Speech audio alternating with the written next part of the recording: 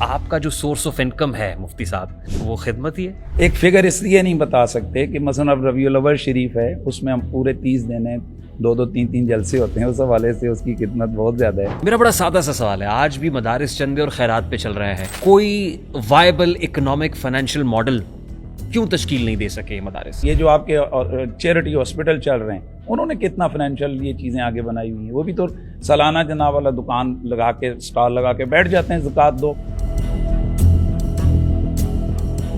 آپ مدرسے کے ایک ٹیچر کو کتنی اجرت دیتا ہے؟ تقریباً 20-25 ہزار روپیہ۔ نہیں، لیکن دیکھیں نا مفتی صاحب، مدرسے کے محتمم کے پاس تو اچھی گاڑی ہے، اس کا گھر بھی اچھا ہے، اس کے گھر دانے بھی ہیں، لیکن جو مدرس ہے وہ بیچارہ 20-25 ہزار روپے گزارا کر رہا ہے، موٹر سائیکل بھی نہیں ہوگی، ٹوٹی بھی سائیکل ہوگی۔ خطابت کے لیے بیرون ملک سفر کرتا ہوں، وہاں لوگ ہمیں پاؤنڈوں میں خدمت کرتے ہیں، ڈالروں میں خدمت کرتے ہیں، اگر ہم مڈل ایسٹ میں جاتے ہیں تو ریالوں میں خدمت کرتے ہیں۔ انجینئر محمد علی مرزا پہ 295C لگا دی گئی، از اٹ جسٹیفائڈ؟ آج آپ کو کتنا دکھ ہو رہا ہے، کہہ رہے ہیں 295C لگتا ہے؟ کیوں لگتا ہے سر؟ بس میری نیت کیا ہے آپ جانتے ہیں؟ نہیں جانتا۔ تو انجینئر محمد علی مرزا کی نیت مفتی حنیف قریشی صاحب کو کیسے پتہ چل گئی؟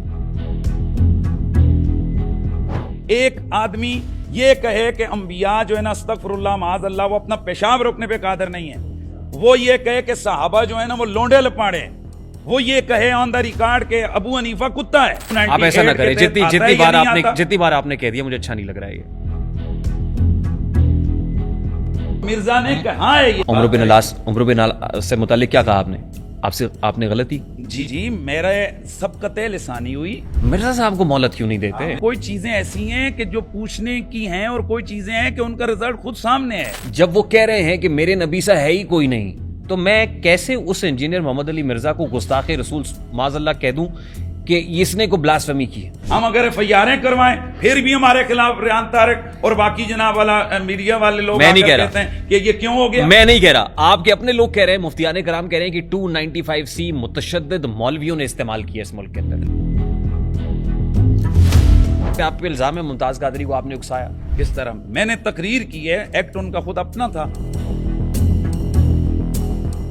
تمام علماء کرام ایک جگہ بیٹھ کے پریس کانفرنس تو کر سکتے ہیں، وہ 26ویں آئینی ترمیم یا 27ویں آئینی ترمیم کا معاملہ ہو یا کسی جماعت کو بین کرنے کا معاملہ ہو، جیسے آپ نے کہا، اس معاملے پہ علماء اکٹھے نہیں ہو سکتے۔ ظاہر ہے دنیا کے انتظام و انصرام چلانے کے لیے تو ڈالر اور پاؤنڈ اور یہ سب لیے جا رہے ہیں نا۔ آپ آتے ہوئے خوش ہو کر میرے جیب میں مجھے ہدیات نذرانہ دیتے، بالکل ثواب بھی ہے اور لینا بھی جائز ہے۔ بخاری شریف میں ہی ہے، ایسے لوگ سب سے بدتر ہیں جو دین کو کمائی کے لیے استعمال کریں۔ اوے چپ، خاموش۔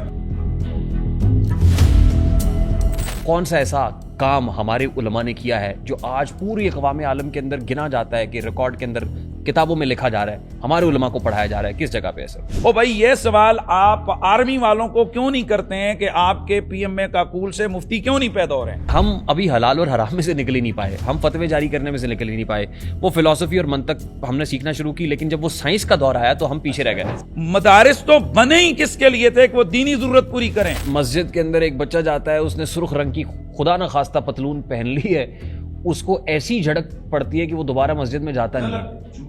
میں تو اپنے محلے کی مسجد میں ہر نماز میں ہوتے ہوئے دیکھتا ہوں سر۔ کیا ہر جمعے میں صرف سیٹھوں کے لیے اس میں جو سیٹ صاحب ہیں، مخیر حضرات ہیں، ان کے لیے دعا ہو رہی ہوتی ہے، باقیوں کا کیا قصور ہے سر؟ کیا یہ لوگوں کے آپ نے مائنڈ سیٹ صرف یوٹیوبروں کو راضی کرنے کے لیے، ڈالر کمانے کے لیے، صرف چینلوں کو اوپر لے جانے کے لیے یہ کام شروع کیا ہوا ہے؟ خدا کے لیے ٹھیک ہے، آپ کیا ڈالر کمانے کے لیے یہ کام کرتے ہیں؟ بھائی یہ جو مدنی صاحب ہیں ان کا علماء کی فیلڈ سے تعلق نہیں ہے، یہ ایک جسٹ فنی شخص ہیں۔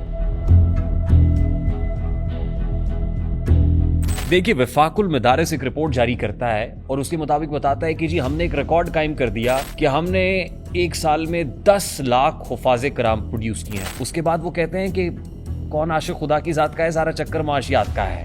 آپ دیکھیں تو صحیح کتنے لوگوں کو قرآن پاک یاد رہتا ہے۔ آج تک آپ کو کہیں پر کوئی یہ کیس رپورٹ ہوا ہو پاکستان میں لاکھوں علماء ہیں کہ فلاں مولوی نے خودکشی کی ہے بوجہ معاشی کمزوری کے. سر مولوی صاحب نے نہیں کیا ہوگا, مولوی صاحب کی بیگم نے بچوں سمیت چھلانگ لگا کے خودکشی کر دی ہوگی کہ مولوی صاحب سے گھر فاقے نہیں. سر میرے علماء مصلحت اندیش ہیں, مصلحت کوشی قومی حمیت کے لیے زہر قاتل ہے. میرا عالم دین خاموش کیوں بیٹھا ہوا ہے جہاں یہ سب کچھ ہو رہا ہے؟ ہمارے معذرت کے ساتھ اس کا وہی جواب ہے کہ جو پیشاب والے گندے نالے ہیں نا ان سے مچھلیاں کوئی نہیں تلاش کرتا. کوشچن کریں. میری ادنا سی درخواست یہ ہے ناظر کہ 180 مدارس سے 35,000 مدرسے ہو گئے, لیکن ملک میں لوگوں کو یہ نہیں پتا ہے کہ مرے ہوئے باپ کا غسل کیسے دینا ہے.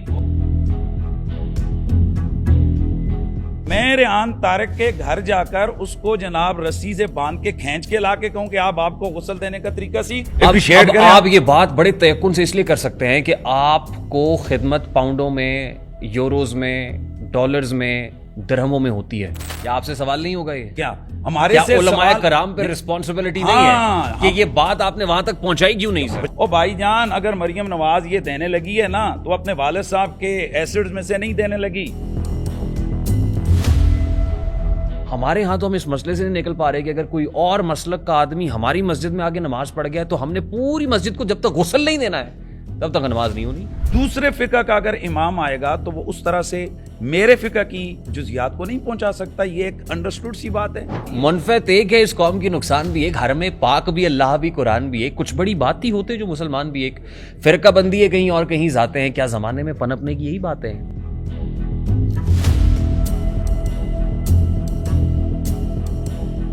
Assalamu alaikum and a very warm welcome to RTS, which is Rehan Tariq Show on 24+. This is Pakistan's first audience-based podcast. اگر آپ بھی ہمارے پوڈ کاسٹ میں بطور آڈینس شرکت کرنا چاہتے ہیں اور معزز مہمان سے کوئی سوال پوچھنا چاہتے ہیں تو اسکرین پر دیے گئے نمبر سے رابطہ کر سکتے ہیں. میرا یہ پوڈ کاسٹ دو اعتبار سے نہایت اہمیت کا حامل ہے. اس کی پہلی وجہ تو یہ ہے کہ اس پوڈ کاسٹ کو ریکارڈ کرنے کے لیے میں وفاقی دارالحکومت اسلام آباد میں موجود ہوں. یعنی I had to travel from Lahore سے سفر شروع ہوا, اسلام آباد میں اختتام پذیر ہوا. جس جگہ پہ میں یہاں بیٹھا ہوا ہوں کہ ہماری منزل تھی, اور اس کی بنیادی وجہ ایک سوال تھا جو ایک اسٹوڈنٹ کی طرف سے کیا گیا اور میری فکر پہ بار بار دستک دیتا رہا. اس نے مجھے مجبور کیا کہ میں لاہور سے گاڑی پکڑوں اور اسلام آباد پہنچ جاؤں, اور جو شخصیت میرے سامنے براجمان ہے میں وہ سوال ان سے کر لوں.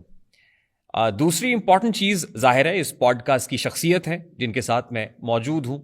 کسی تعارف کے محتاج نہیں ہے, پیشتر اس سے کہ میں ان کی طرف آؤں. میرے پردہ فکر پہ وہ چند اشعار دستک دے رہے ہیں کہ رازداں ہوں تو رازداں سے کہوں, رازداں ہوں تو رازداں سے کہوں, قوم کا حال کس زباں سے کہوں, جادہ حق سے ہٹ گئی ملت, جادہ حق سے ہٹ گئی ملت, تھی کبھی ایک بٹ گئی ملت, کوئی منزل کوئی مقام نہیں, جیسے اس کا کوئی امام نہیں, اور کون سمجھائے غم کے ماروں کو, کون سمجھائے غم کے ماروں کو, چاند ہی کھا گیا ستاروں کو. دو جگہ بڑی امپورٹنٹ ہوتی ہیں, ایک ممبر و محراب مسجد, ممبر وائزین, اور دوسرا استاد معلم جو اوپینین میکر ہوتا ہے, جو معاشرے کی تشکیل میں اپنا رول پلے کرتا ہے, اپنا حصہ ڈالتا ہے.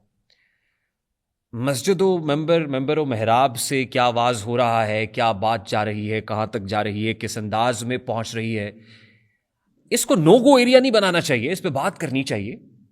جو مہمان میرے سامنے موجود, ان کی اجازت سے ہم اس پر بھی بات کرنا چاہیں گے.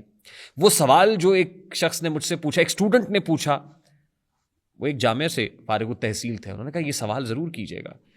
تو اس سوال کے جواب کے لیے ان سے زیادہ موضوع شخصیت کوئی نہیں تھی. وہ سوال بھی ہم ان سے کریں گے اور پھر agenda of the podcast بھی ان کے ساتھ بیٹھ کے سیٹ کر لیں گے. اہل سنت والجماعت کے نامور علماء میں سے ایک ہیں, جامعہ رضویہ ضیاء العلوم کے مدرس رہے, شباب ملی کے, شباب اسلامی کے بانی ہیں پاکستان میں. جس جگہ پہ ہم بیٹھے ہوئے ہیں جامعہ عمار بن یاسر, اس کے پرنسپل بھی ہیں. بڑی مدلل انداز میں قرآن و حدیث کی روشنی میں گفتگو فرماتے ہیں. مناظرے کرنے میں تو ان کو ملکہ حاصل ہے, آپ ان سے بات تو کر کے دیکھیں. سنا ہے بولے تو منہ سے پھول جھڑتے ہیں, کچھ ایسی بات ہے تو چلو بات کر کے دیکھتے ہیں. میری مراد جناب مفتی حنیف قریشی صاحب سے. مفتی حنیف قریشی صاحب، السلام علیکم. وعلیکم السلام ورحمۃ اللہ تعالیٰ وبرکاتہ. آپ کا بھی شکریہ، آپ اتنا لمبا سفر کر کے آئے. امید ہے کہ انشاءاللہ ہماری یہ گفتگو فائدہ بخش ہوگی، سننے والوں کے لیے بھی اور ہمارے لیے. ظاہر ہے ہم تو نفع لینے کے لیے آئے ہیں، کیونکہ علماء کرام کی مجالس کے اندر ہاتھ باندھ کے سر پھینک کے سننا چاہیے، اور ہماری وساطت سے اگر لوگوں تک بات پہنچے تو میں یہ سمجھوں گا کہ ہمارا آنا قبول ہو گیا ہے. تو مفتی صاحب، ہم بڑے سادہ سے سوال کرتے ہیں. پہلا سادہ سوال تو یہ کہ جامعہ عمار بن یاسر میں ہم بیٹھے ہوئے ہیں، اس کے آپ پرنسپل ہیں. یہ آپ نے کب شروع کیا؟ 2020 میں ہماری کلاسز کا آغاز ہوا تھا. 2020 میں، یعنی اٹس بین 5th ایئر. یہ 5واں سال 5واں سال ہے آپ کو. اور یہاں پہ کون کون سی کلاس ہوتی ہے؟ یہاں حفظ القرآن کی کلاسیں، درس نظامی اور اس کے ساتھ تجوید و قرات، اور ویسے جو ہمارے اہل علاقہ بچے ہیں ان کے لیے ناظرہ کی کلاسیں. اور یہ ہماری ساری جتنی بھی تعلیم ہے یہ فری آف کاسٹ ہے. میں جان سکتا ہوں آپ کی اپنی کوالیفیکیشن کیا ہے؟ جی میں الحمدللہ الشہادۃ العالمیہ MA عربی اسلامیات جو ہے نا، یہ ہمارا جو ایکول ہے.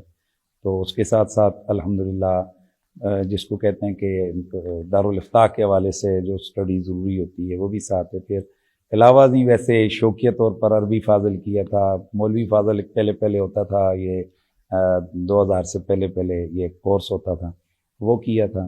اور ریگولر جو ہے نا وہ ہمارا جو میٹرک وہ تعلیم میری میٹرک تک آپ نے ریگولر تعلیم حاصل کی، اور اس کے بعد عصری تعلیم. جی اس کو آپ دنیاوی تعلیم کہتے ہیں. جی. اور دینی تعلیم میں آپ نے عربی فاضل بھی کیا ہوا ہے. عربی فاضل ہے، مولوی فاضل ہے یہ، اور اس کے علاوہ الشہادۃ العالمیہ MA عربی اسلامیات. ٹھیک. درس نظامی سے بھی؟ جی درس نظامی، اسی کو شہادۃ العالمیہ کہتے ہیں. ٹھیک، وہ درس نظامی ہو گیا. جی بالکل صحیح. تو اس کے بعد آپ نے کب سوچا کہ اب درس و تدریس ہونی چاہیے؟ یہ تو جیسے ہی میں فراغت ہوئی تھی 2000 میں، تو اسی سال ہی تدریس، جس ادارے میں نے فراغت حاصل کی تو وہیں پہ جو ہے نا میری تدریس کے طور پر میرا سلیکشن ہو گئی تھی. تو تدریس وہیں پہ شروع کر دی. اور یہ کب کی بات ہے مفتی صاحب؟ 2000 کی. سن 2000 کی. یعنی آپ کو درس و تدریس میں بھی 25 سال 25واں سال جائے. مور دین 2 decades now، 2 دہائیوں سے زیادہ کا عرصہ گزر چکا ہے. الحمدللہ. تو جب پہلی نوکری ہوئی، میں اس کو نوکری کہہ سکتا ہوں؟ جو آپ مرضی کہیں. ہاں، تو وہ ہوئی تو اس وقت آپ کا معاوضہ ہدیہ الحمدللہ العظیم میں نے آج تک درس و تدریس کا 25 سال ہوئے میں فری آف کاسٹ پڑھا رہا ہوں یہاں بھی، اور اس ادارے میں بھی میں نے کوئی چارجز نہیں لیے. میں آلریڈی خطیب ہوں مسجد میں، وہاں سے میری خدمت ہوتی ہے. پھر علاوہ ازیں میں بیرون ملک میں بھی لیکچرز کے لیے جہاں جاتے ہیں وہاں سے ہماری چارجز، جس کو آپ خدمت کہتے ہیں. یہ خدمت کہتے ہیں، جو مرضی آپ کہہ لیں. تو وہ الحمدللہ ادھر سے ایک نظام چل رہا ہے، تو پھر یہ اداروں پر بوجھ نہیں پڑا ہے. جو تو چلیں اپنا اللہ تعالیٰ توفیق دے تو ہم اس کو آگے پہنچا سکیں. لوگ یہ سمجھتے ہیں شاید کہ کوئی FBR والے ہیں جو سورس آف انکم پوچھ رہے ہیں یا نائب ہے. ایسا نہیں ہے. ظاہر ہے آپ بھی ایک پبلک فگر ہیں، تو جو پبلک فگر ہوتا ہے، پبلک ڈومین میں ہوتا ہے، اس کی جو پبلک اکاؤنٹیبلٹی ہے وہ اس مائک کے راستے ہوتی ہے. تو میں صرف یہ جاننا چاہ رہا ہوں کہ آپ کا جو سورس آف انکم ہے مفتی صاحب، ذریعہ معاش ہے، وہ خدمت ہی ہے؟ جی بالکل خدمت ہی ہے، اور اس میں ہمارا اللہ کا شکر ہے، اللہ تعالیٰ کر رہا ہے، بہت اچھا ایک سلسلہ چلتا ہے. لوگ ہماری بڑی اچھی خدمت کرتے ہیں. آپ کے سوال پوچھنے سے پہلے ہی میں بتا دیتا ہوں کہ میں باقاعدہ طور پر الحمدللہ جو ہمارے ملکی قوانین ہیں ان کے تحت میں FBR میں رجسٹرڈ ہوں. میں سالانہ ٹیکس بھی طے کرتا ہوں، جو انہیں کے، اور میں نے خواہش کے ساتھ یہ سابق وزیر اعظم صاحب نے ایک اپیل کی تھی، تو اس وقت جو ہے نا خواہش کے ساتھ میں نے کہا تھا کہ ہم خود اس کا جائیں اور رجسٹرڈ ہوں. حالانکہ وہ کہہ رہے تھے جی ہمارے پاس اس وقت ابھی یہ قانون نہیں بنا تھا، تو کہہ رہے تھے جی کہ ہمارے پاس تو کوئی یہ ہے ہی نہیں ہے کہ ٹیچنگ والے سے ہم لوگ کیسے جو ہے نا آپ کے جو فیلڈ ہے جی مسجد میں بندہ پڑھاتا ہے، خدمت کا ریکارڈ کیسے رکھیں گے، ریکارڈ کا یہ نہیں، ہم کیسے یہ کریں نا. تو پھر انہوں نے کہا جی کہ ٹھیک ہے آپ یہ نا اس کو انہوں نے بارہ رجسٹرڈ کر دیا. تو الحمدللہ ہم لوگ. مفتی صاحب ماہانہ آمدنی کتنی ہے آپ کی، یعنی خدمت؟ اس میں کوئی ہمارا مقرر نہیں ہے.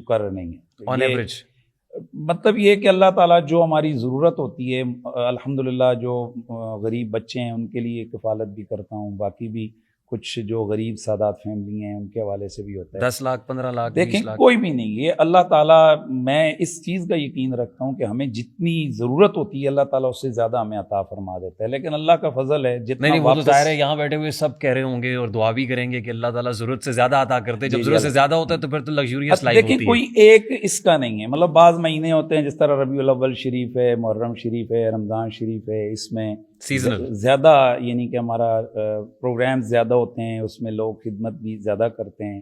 پھر رمضان شریف میں یا دائیں بائیں آپ کو بھی پتہ ہے میں چینلز کے اوپر جاتا ہوں, وہاں سے بھی خدمت وغیرہ ہے, آپ کو تو پتہ ہے اچھی ہو جاتی ہے.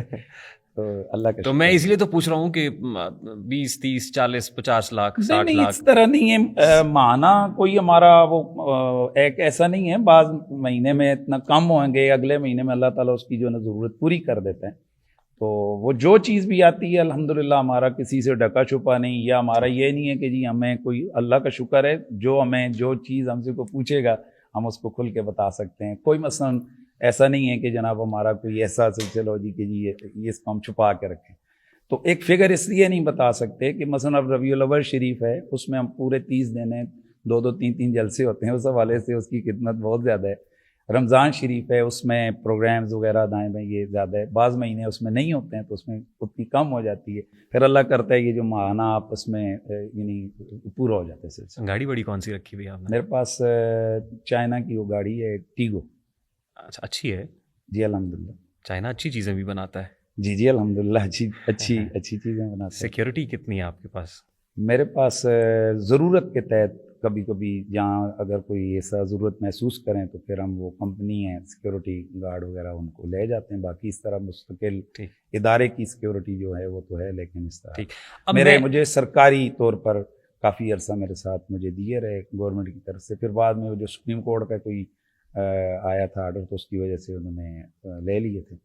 تو اب کہیں اگر ضرورت کسی پروگرام میں جانا ہو تو پھر سیکیورٹی ساتھ لے لیتا ہوں اپنی پرائیویٹ, باقی اللہ کے حوالے. اچھا مفتی صاحب, میں اس لیے جاننے میں دلچسپی رکھتا ہوں یہ سب کہ یہ جو جامعہ عمار بن یاسر ہے اس کا انتظام و انصرام کیسے چل رہا ہے. میں اس لیے جاننا چاہ رہا تھا کہ کیا آپ اپنی جیب سے کرتے ہیں, جو خدمت ہوتی ہے اس خدمت میں سے دیتے ہیں, کیسے چلتا ہے یہ؟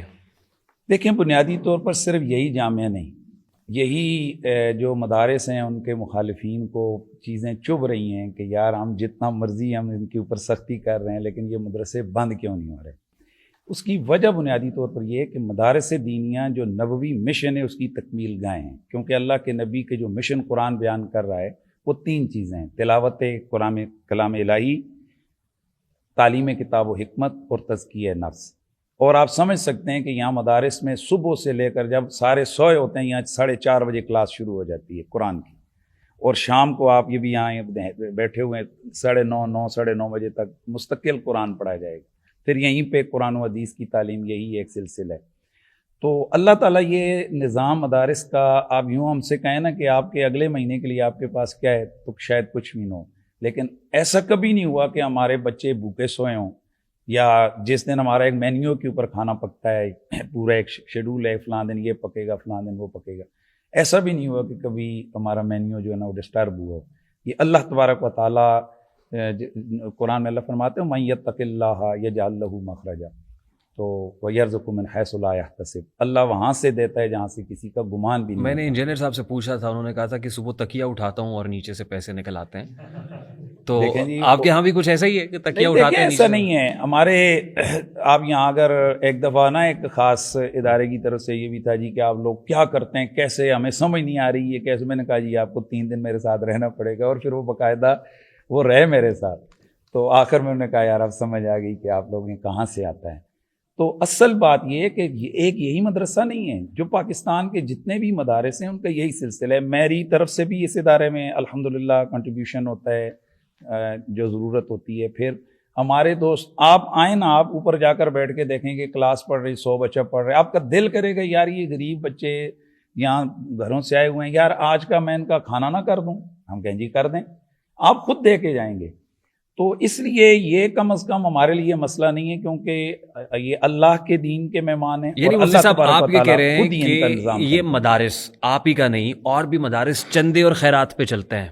آپ اس کو چندہ کہہ رہے ہیں، عطیہ کہہ رہے ہیں، چندہ کہہ رہے ہیں، زکوٰۃ بھی ہے اس میں، خیرات بھی ہے، یہ ساری مل کے یہ سلسلہ چل رہا ہے. میرا بڑا سادہ سا سوال ہے، آج بھی مدارس چندے اور خیرات پہ چل رہے ہیں، کوئی وائبل اکنامک فائنینشیل ماڈل کیوں تشکیل نہیں دے سکے یہ مدارس؟ دیکھیں ہماری یہ جیسے آپ کہہ رہے ہیں نا، ہماری ترجیحات میں یہ نہیں ہے کہ ہم فنان اس کی طرف ہم لگ جائیں. ہماری ایک یہ تربیت ہے کہ جو تاریخ کا پہلا مدرسہ تھا وہ رسول اللہ صلی اللہ علیہ وسلم نے خود مسجد نبوی میں قائم کیا. تو وہاں اللہ کے رسول صلی اللہ علیہ وسلم پڑھانے بیٹھ گئے، پڑھنے والے پڑھنے بیٹھ گئے، اور سب کو روزانہ شام کو کوئی نہ کہیں سے ان کے معاملات ہو جاتے تھے. اصل آپ کی نظر کس پہ؟ کیا میری نظر اس پہ کہ بھئی میں کیسے کروں، یہ میں منصوبہ بناؤں، یہ میری نظر ہے کہ یار یہ اللہ کا دین ہے، اس کے لیے جو ہم کوشش کر سکتے ہیں اپنی تعلیم، اپنی خدمات، سروسز، وہ ہم کریں گے، باقی میرا اللہ کرے گا. اس میں ہماری یہ کوشش ضرور ہوتی ہے کہ ہم آپ سے رابطہ کریں کہ یار ہمارے یہ اچھے پروجیکٹس چل رہے ہیں. میں اس میں ایک بات اور بھی کر لوں کہ یہ صرف مدارس نہیں ہے، باقی جو پورا پاکستان ہے، یہ جو آپ کے چیریٹی ہاسپٹل چل رہے ہیں، انہوں نے کتنا فائنینشیل یہ چیزیں آگے بنائی ہوئی ہیں. وہ بھی تو سالانہ جناب والا دکان لگا کے، اسٹال لگا کے بیٹھ جاتے ہیں، زکوٰۃ دو. جو سب سے بڑا آپ کا ہاسپٹل ہے ایک لاہور میں، تو وہ تو پورے پاکستان کی کھالیں بھی اکٹھی کرتا ہے. شوکت خانم کی بات کر رہے ہیں؟ جی شوکت خانم کی بات کر رہا ہوں. تو وہاں وہ ہے، اور ہزاروں اس طرح کے ادارے ہیں. تو وہ جس طرح سے چلتے ہیں تو وہاں پر کسی کو پریشانی کبھی نہیں ہوئی ہے کہ یار یہ کیسے چل رہے ہیں، یہ کیا ہو رہا ہے. مدارس کے حوالے سے جب چیز آتی ہے تو وہاں سب پریشان ہو جاتے ہیں کہ حالانکہ وہاں کروڑوں نہیں اربوں روپیہ لگ رہا ہے. ہمارا تو ایک محدود سا بجٹ ہے مدارس کا جو کہ اللہ تعالیٰ پورا کر رہے ہیں. آپ مدرسے کے ایک ٹیچر کو کتنی اجرت دیتا ہے؟ بہت کم. کتنی ہے مفتی صاحب؟ یعنی اگر میں اب بتاؤں گا تو جو ہے نا اب قانونی والے سے بھی چیز ہوگی، لیکن سننے والوں کو بڑا عجیب لگے گا. تقریباً 20-25 ہزار روپیہ یہی ان کی سیلری. 20 سے 25 ہزار روپیہ؟ جی جی. اور اس کی پری کوالیفیکیشن کرائیٹیریا کیا ہوتا ہے؟ یعنی مدرس لگنے کے لیے کون سی ڈگری چاہیے ہوتی ہے؟ جی ایک تو جو درس نظامی کے لیے وہ تو ظاہر ہے وہ درس نظامی فاضل ہوگا تو 8 سال کا، 9 سال کا وہ. تو دوسرا جو حفظ القرآن کے لیے وہ باقاعدہ فارغ تحصیل ہوگا، باقاعدہ یعنی کہ اس کے پاس تنظیم کی سند ہوگی، تو اس کے بعد ہی اس کو ٹیچر لگایا جا سکتا ہے. اصل چیز تو یہاں پر مفتی صاحب اتنا سب کچھ کے بعد 20 سے 25 ہزار روپے تنخواہ؟ جی جی.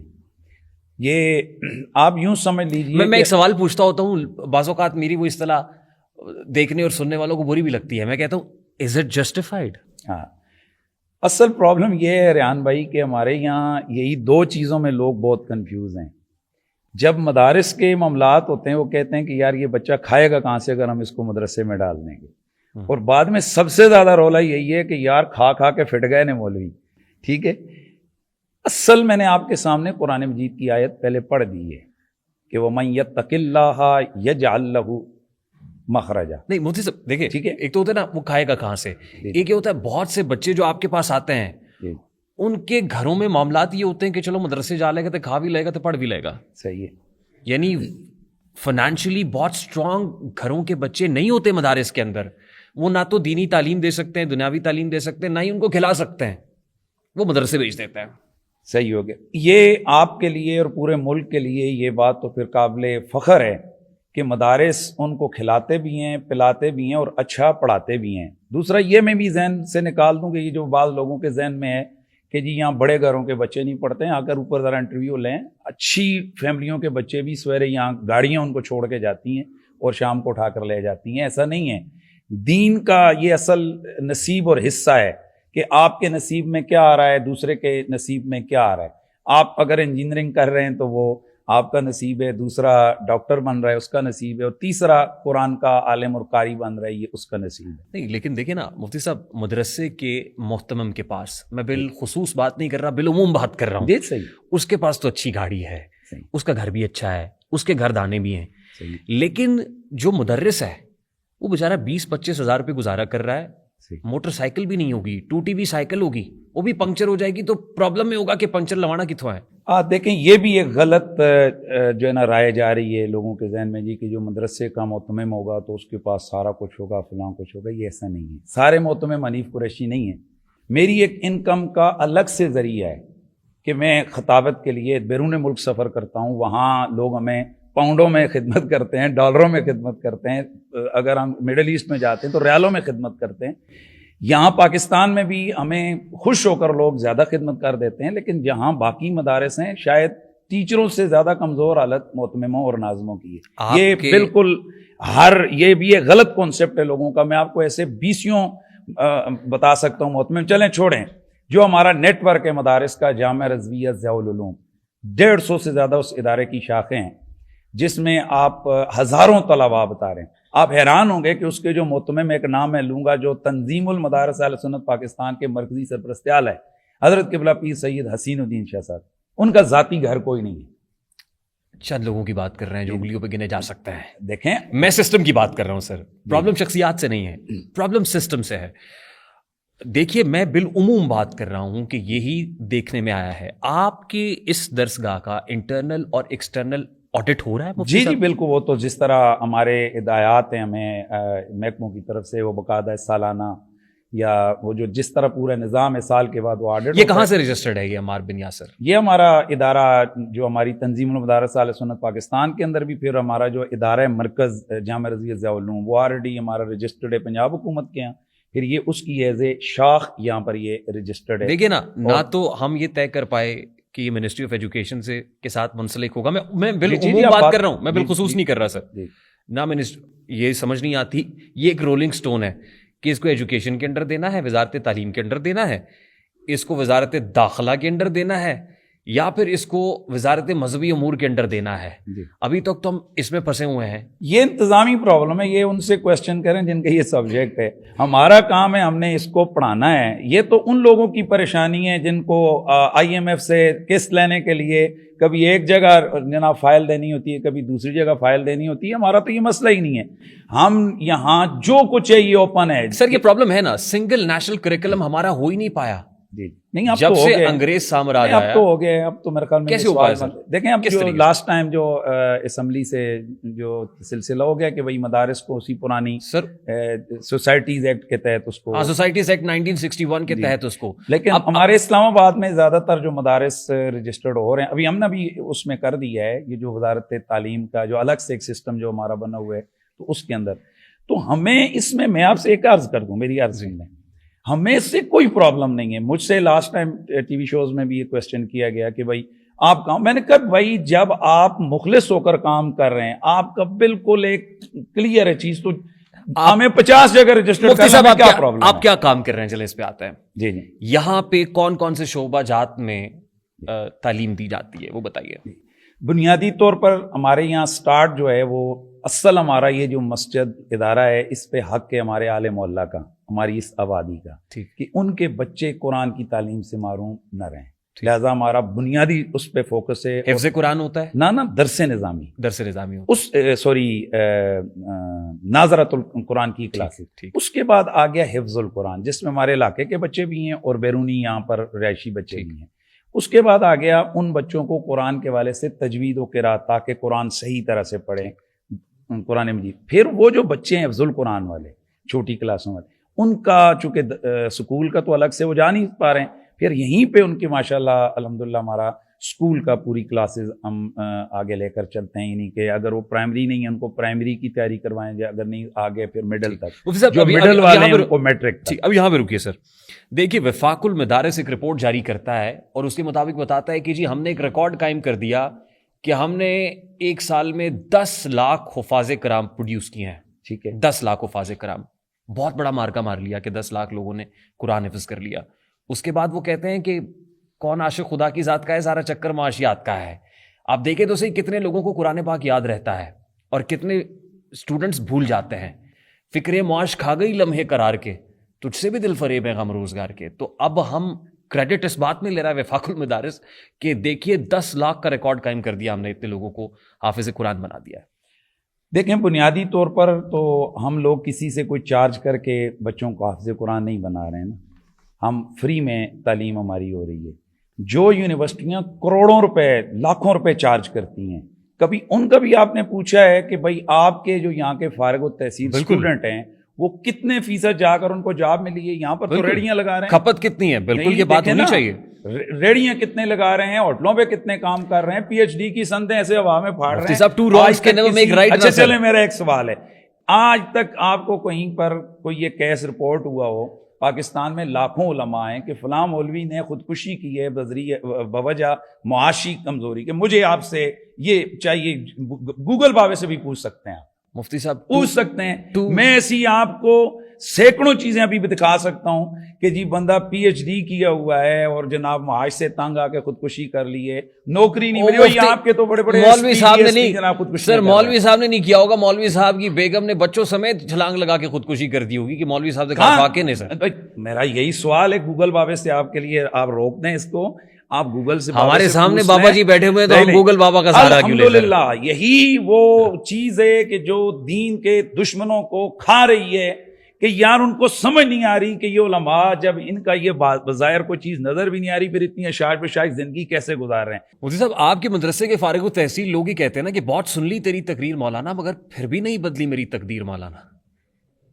دیکھیں یہ باتیں ریحان بھائی, اگر اس طرح میں فگر لے کے آؤں گا نا تو آپ کی یونیورسٹیاں, اسکول جہاں اربوں روپے قوم کے جا رہے ہیں, ٹھیک ہے, اور وہ کما رہے ہیں, ان کے مالک وہ بڑے بڑے جسے کہتے ہیں فن خان, اور اتنے بڑے بڑے بن گئے ہیں کہ خیر آپ تو لاہور میں زیادہ جانتے ہیں ایسے لوگوں کو. تو سوال یہ پیدا ہوتا ہے کہ بھائی انہوں نے جو کچھ قوم سے لیا, پیسہ لیا, انہوں نے کتنے لوگوں کو نوکری, آپ کا مقابلہ ان کے ساتھ ہے ہی نہیں.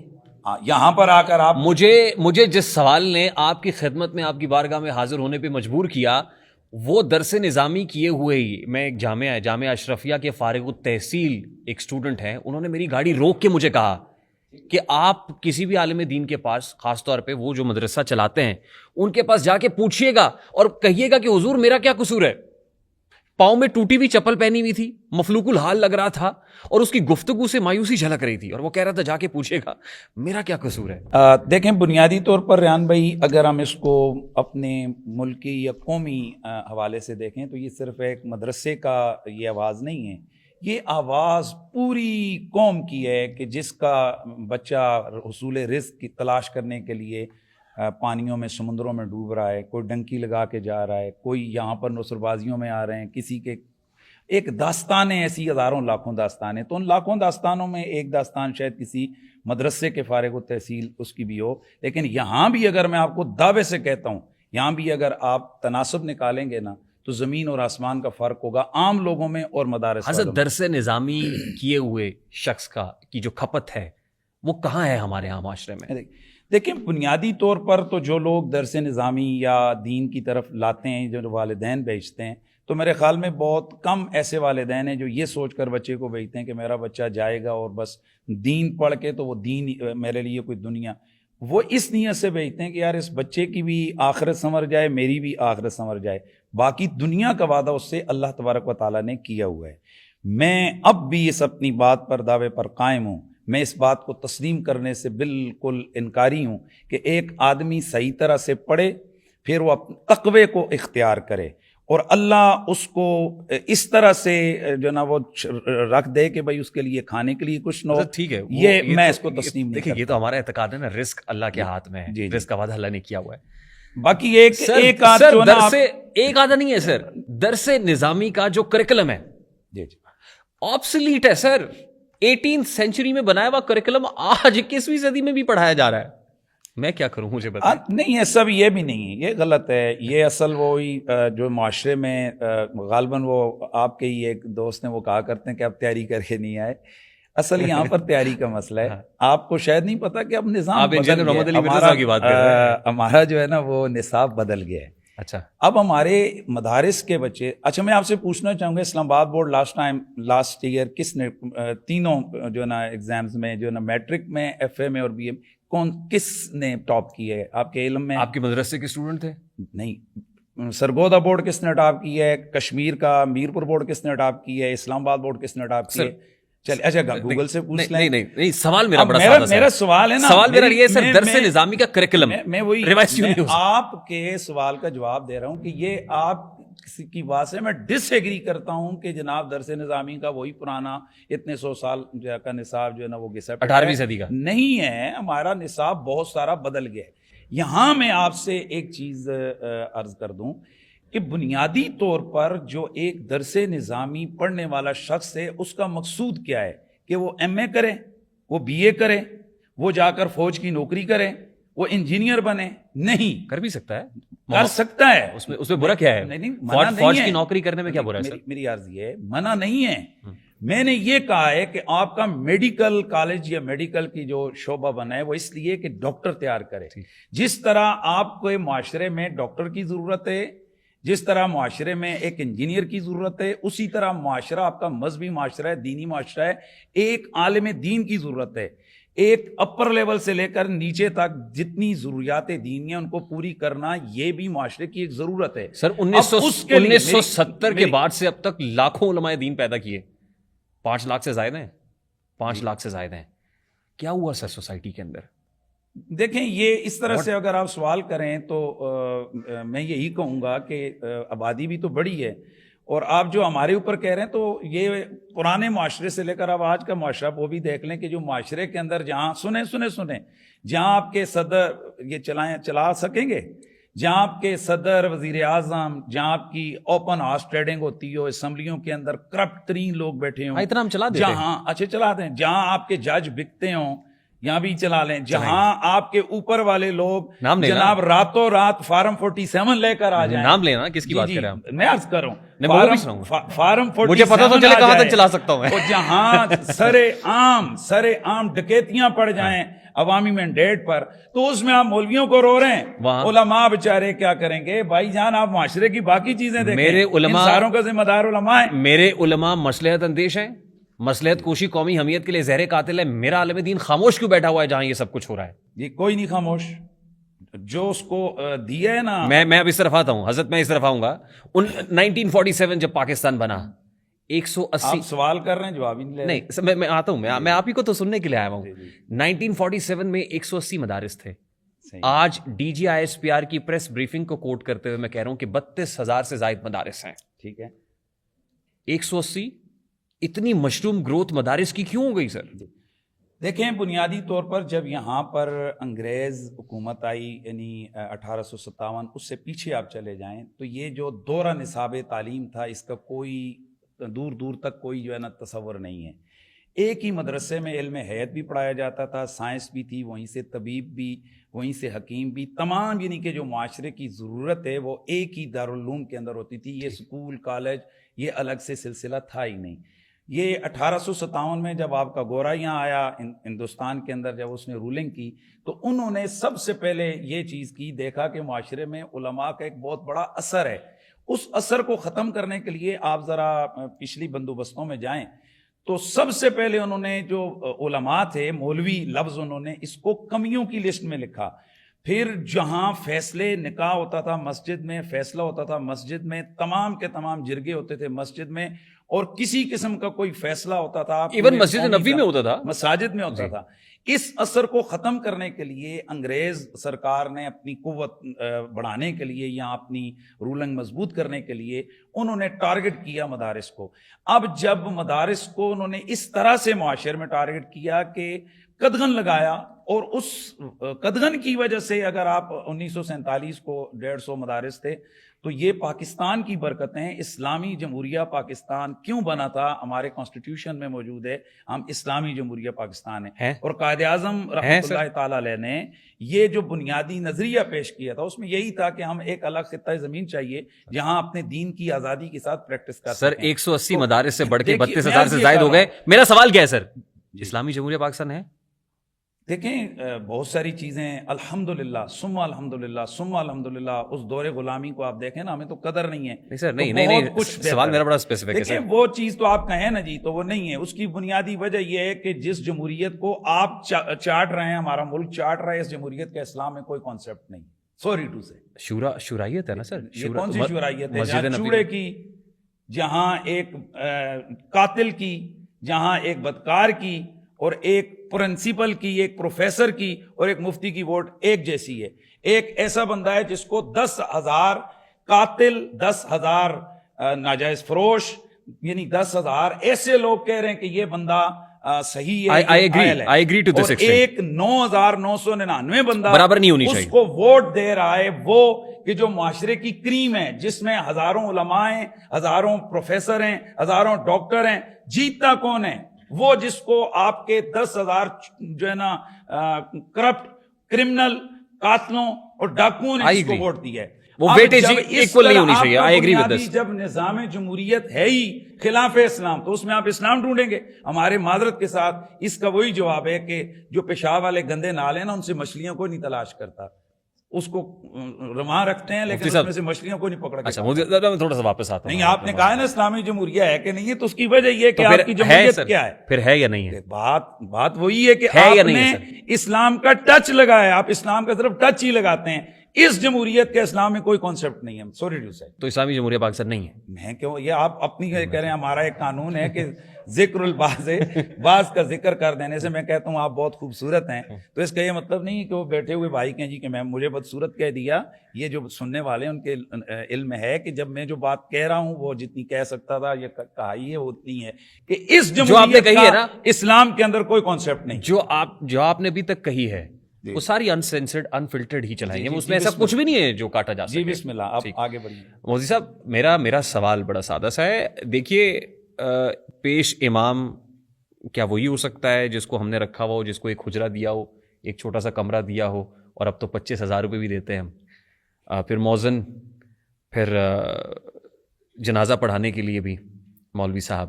ये कहा गया है कि बाप का जनाजा बेटा पढ़ाए, बेटी का निकाह बाप कराए, तो फिर ये सब हमने कहाँ से तश्कील दे दी? जी देखें, हमारा ये भी एक प्रॉब्लम है कि जब हम दीन के एग्जाम्पल्स देते हैं तो हम दौरे सहाबा को या खुलफाए राशिदीन को सामने रखते हैं, लेकिन उसको अप्लाई कहाँ कर रहे होते हैं? माशाअल्लाह इस्लामी जमहूरिया पाकिस्तान के अंदर। ठीक है, मसला ये है कि बिल्कुल आप सही कहते हैं कि हर शख्स की जिम्मेदारी है कि वो अपने बाप के मरने पर उसको गुस्ल दे, बेटे का हक है कि वो अपने वालिद का जनाजा पढ़ाए। देखिए, यही तो मैं कह रहा हूँ। जी, क्वेश्चन करें आप। मेरी अदना सी दरखास्त ही है नाज़त जी कि 180 मदारिस से 35,000 मदरसे हो गए। जी, लेकिन मुल्क में लोगों को ये नहीं पता है कि मरे हुए बाप का गुस्ल कैसे देना है, जी बहुत बेटी का निकाह कैसे पढ़ाना है। अच्छा, दूसरी तरफ हम यहाँ पर ये कह रहे हैं कि किसी को टच भी ना करो, जबरदस्ती भी ना करो, दीन में ला इकराह फिद्दीन। तो मैं रेहान तारिक के घर जाकर उसको जनाब रस्सी से बांध के खींच के ला के कहूं कि आप आपको गुस्ल देने का तरीका सीख? आप तो या रेहान के वालिद की जिम्मेदारी है कि वो अपने बेटे को उलमा के पास भेजे? हमारे पास जो माँ बाप अपने बच्चों को भेजते हैं, क्या ऐसा कोई है कि एक आलिम दीन और क्या मुझे गुस्ल देने का तरीका नहीं आता? क्या आपसे सवाल नहीं होगा ये? क्या हमारे से उलमाए कराम पे रिस्पॉन्सिबिलिटी नहीं है कि ये बात आपने वहां तक पहुंचाई क्यों नहीं सर? पहुंचाइए, हम तो तो पहुंच क्यों नहीं रही सर? ये सुनने देखें, ये अल्लाह के नबी सल्लल्लाहु अलैहि वसल्लम को अल्लाह ताला ने फरमाया वमा अलैका इल्लल बलाग वमा अलैना इल्लल बलागुल मुबीन। उलमा का काम है अपना बयान पहुंचाना, मेरा काम है कि मैं हर बाप को कहूं कि जिस दिन तू मरेगा तुझे गुस्ल भी दिया जाएगा, तूने कब्र में भी जाना है, तेरा नमाज जनाजा भी होना है। आज तैयारी करके अपने बेटे को तैयार करके इस काबिल बना।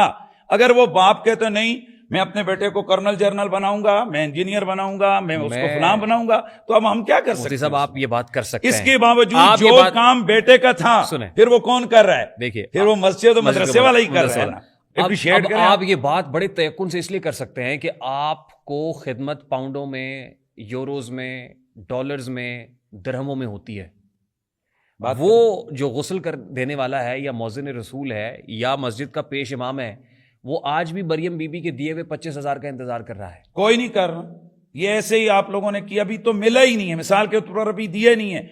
वो जो पहले सैकड़ों सालों, हजारों सालों से उलमा दीन, अच्छे चले पाकिस्तान बनने के बाद आ जाएं, ये जो मदारिस और मसाजिद का निजाम चल रहा है वो नवाज शरीफ साहब दे रहे थे पहले, बीच में से वो चले गए तो माशाल्लाह चंदे और खैरात पे चल रहा है ना सर। और भाईजान, अगर मरियम नवाज ये देने लगी है ना तो अपने वालिद साहब के एसिड्स में से नहीं देने लगी, वो मेरा और आपका ही दिया हुआ وہ ٹیکس ہے جو کوئی ہم ماچس خریدتے ہیں اس میں بھی دیتے ہیں. تو اگر واپس میری مسجد کو اس نے 25,000 چندہ دے دیا تو کیا ہے؟ کوئی بڑا کام نہیں کیا, کوئی بڑا کام لیکن نہیں وہ 25,000 میں وہ گزر اوقات کرے گا کیسے سر؟ سوال تو میرا یہ ہے بھائی. وہ مسئلہ یہ 25,000 جب مل جائے گا نا تو ہوگا کیا کہ میرے محراب و ممبر پہ بیٹھا ہوا جو اوپینین میکر ہے وہ جب واز کرے گا نا جمعے کے روز تو اس میں تعریف ضرور کرے گا مریم بی بی کی یا ان کے والد گرامی کی آپ اس یا حکومت کی یا پھر ریاست. بیٹھ کے اس کو تخیلاتی کوئی بھی آپ پلاؤ پکا میں دیں. تو دیکھتا ہوں نا سر. او نہیں سر, یہ اور ایسے نہ کرو, نماز نہیں, ابھی تو کچھ ہوا ہی نہیں ہے نا.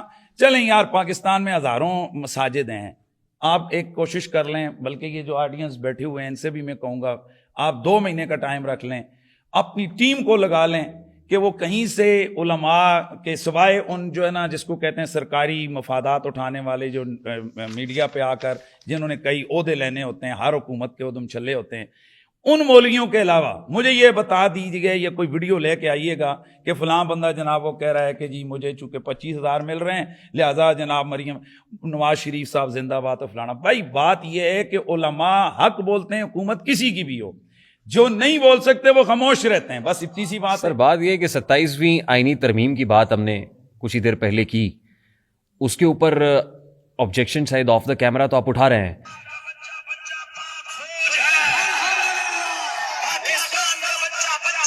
ظاہر ہے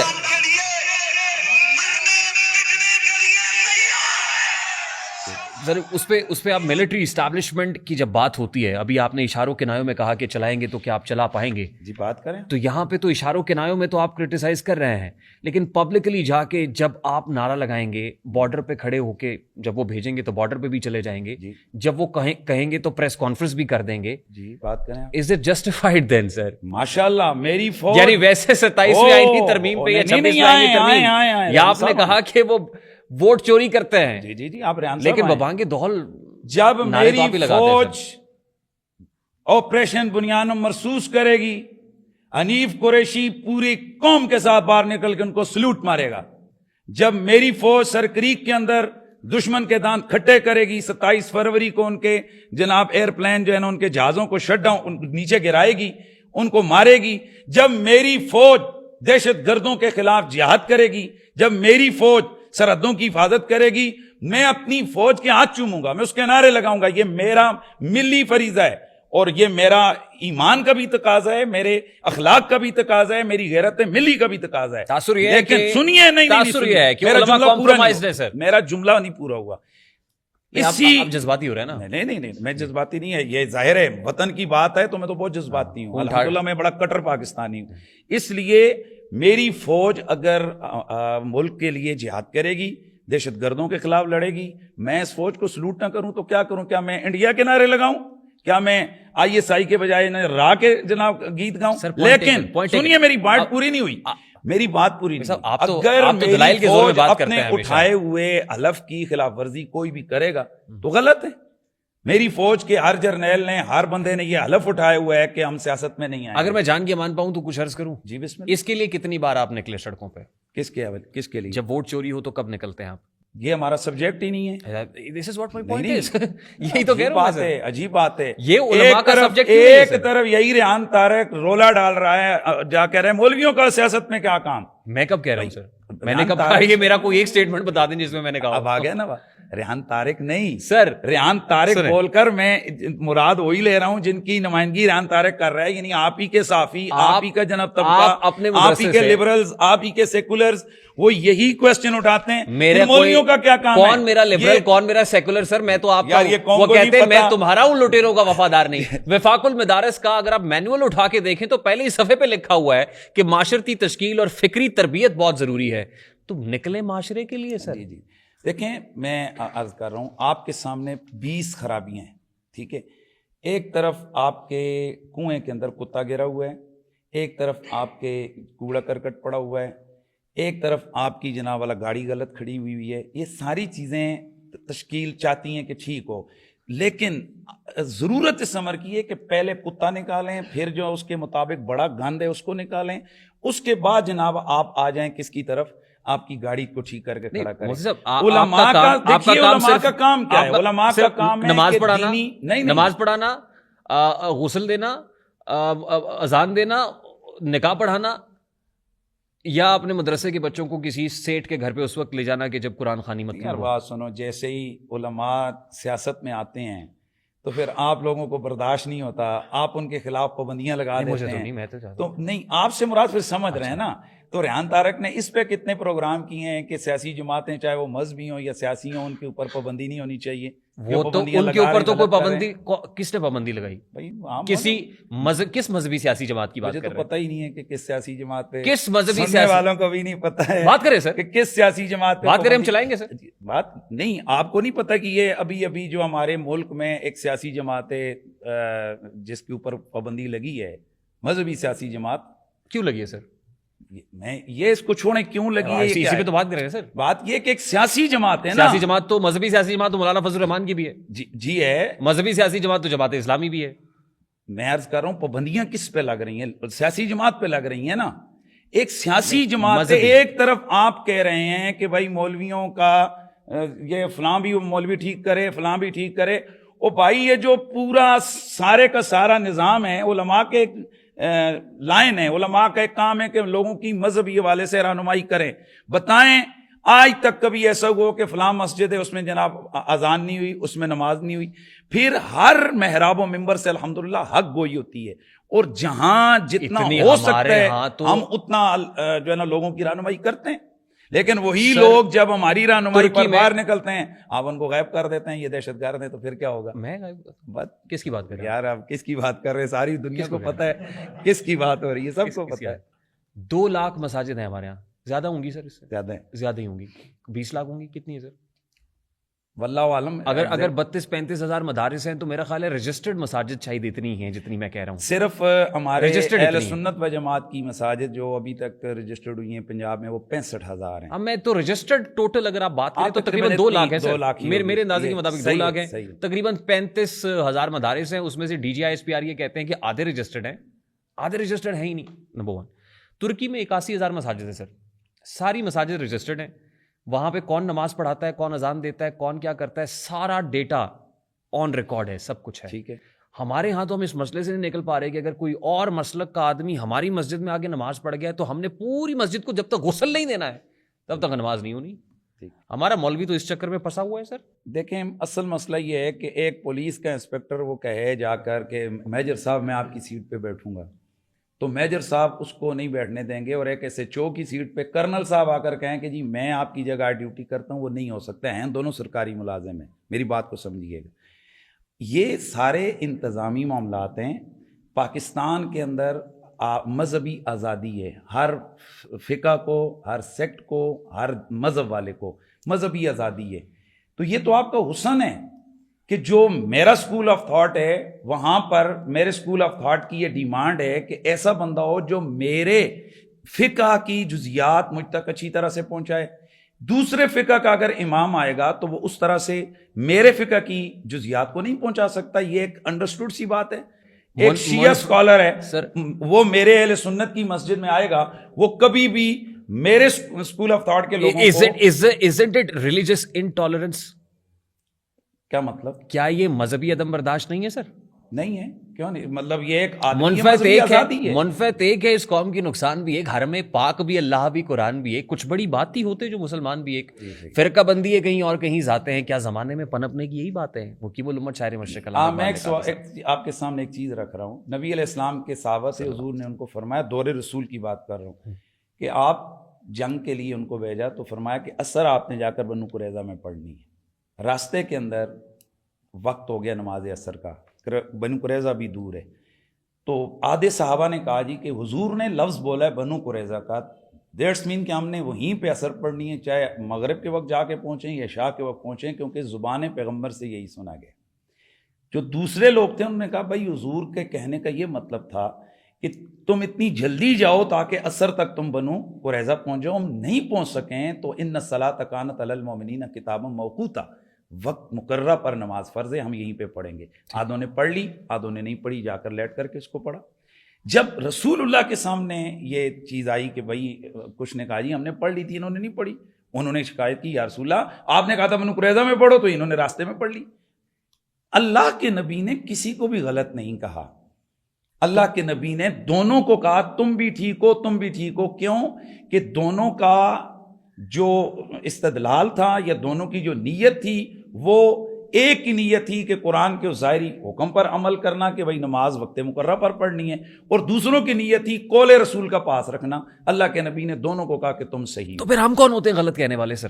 نہیں, بات یہ نہیں ہے. کسی کو مرتد کہنے والے, کسی کو کافر کہنے والے, کسی کو خارجی قرار دے دینا, ہم کون ہوتے ہیں سر؟ بنیادی طور پر علماء کا یہ کام نہیں ہے کہ وہ کسی کو کچھ بناتے ہیں.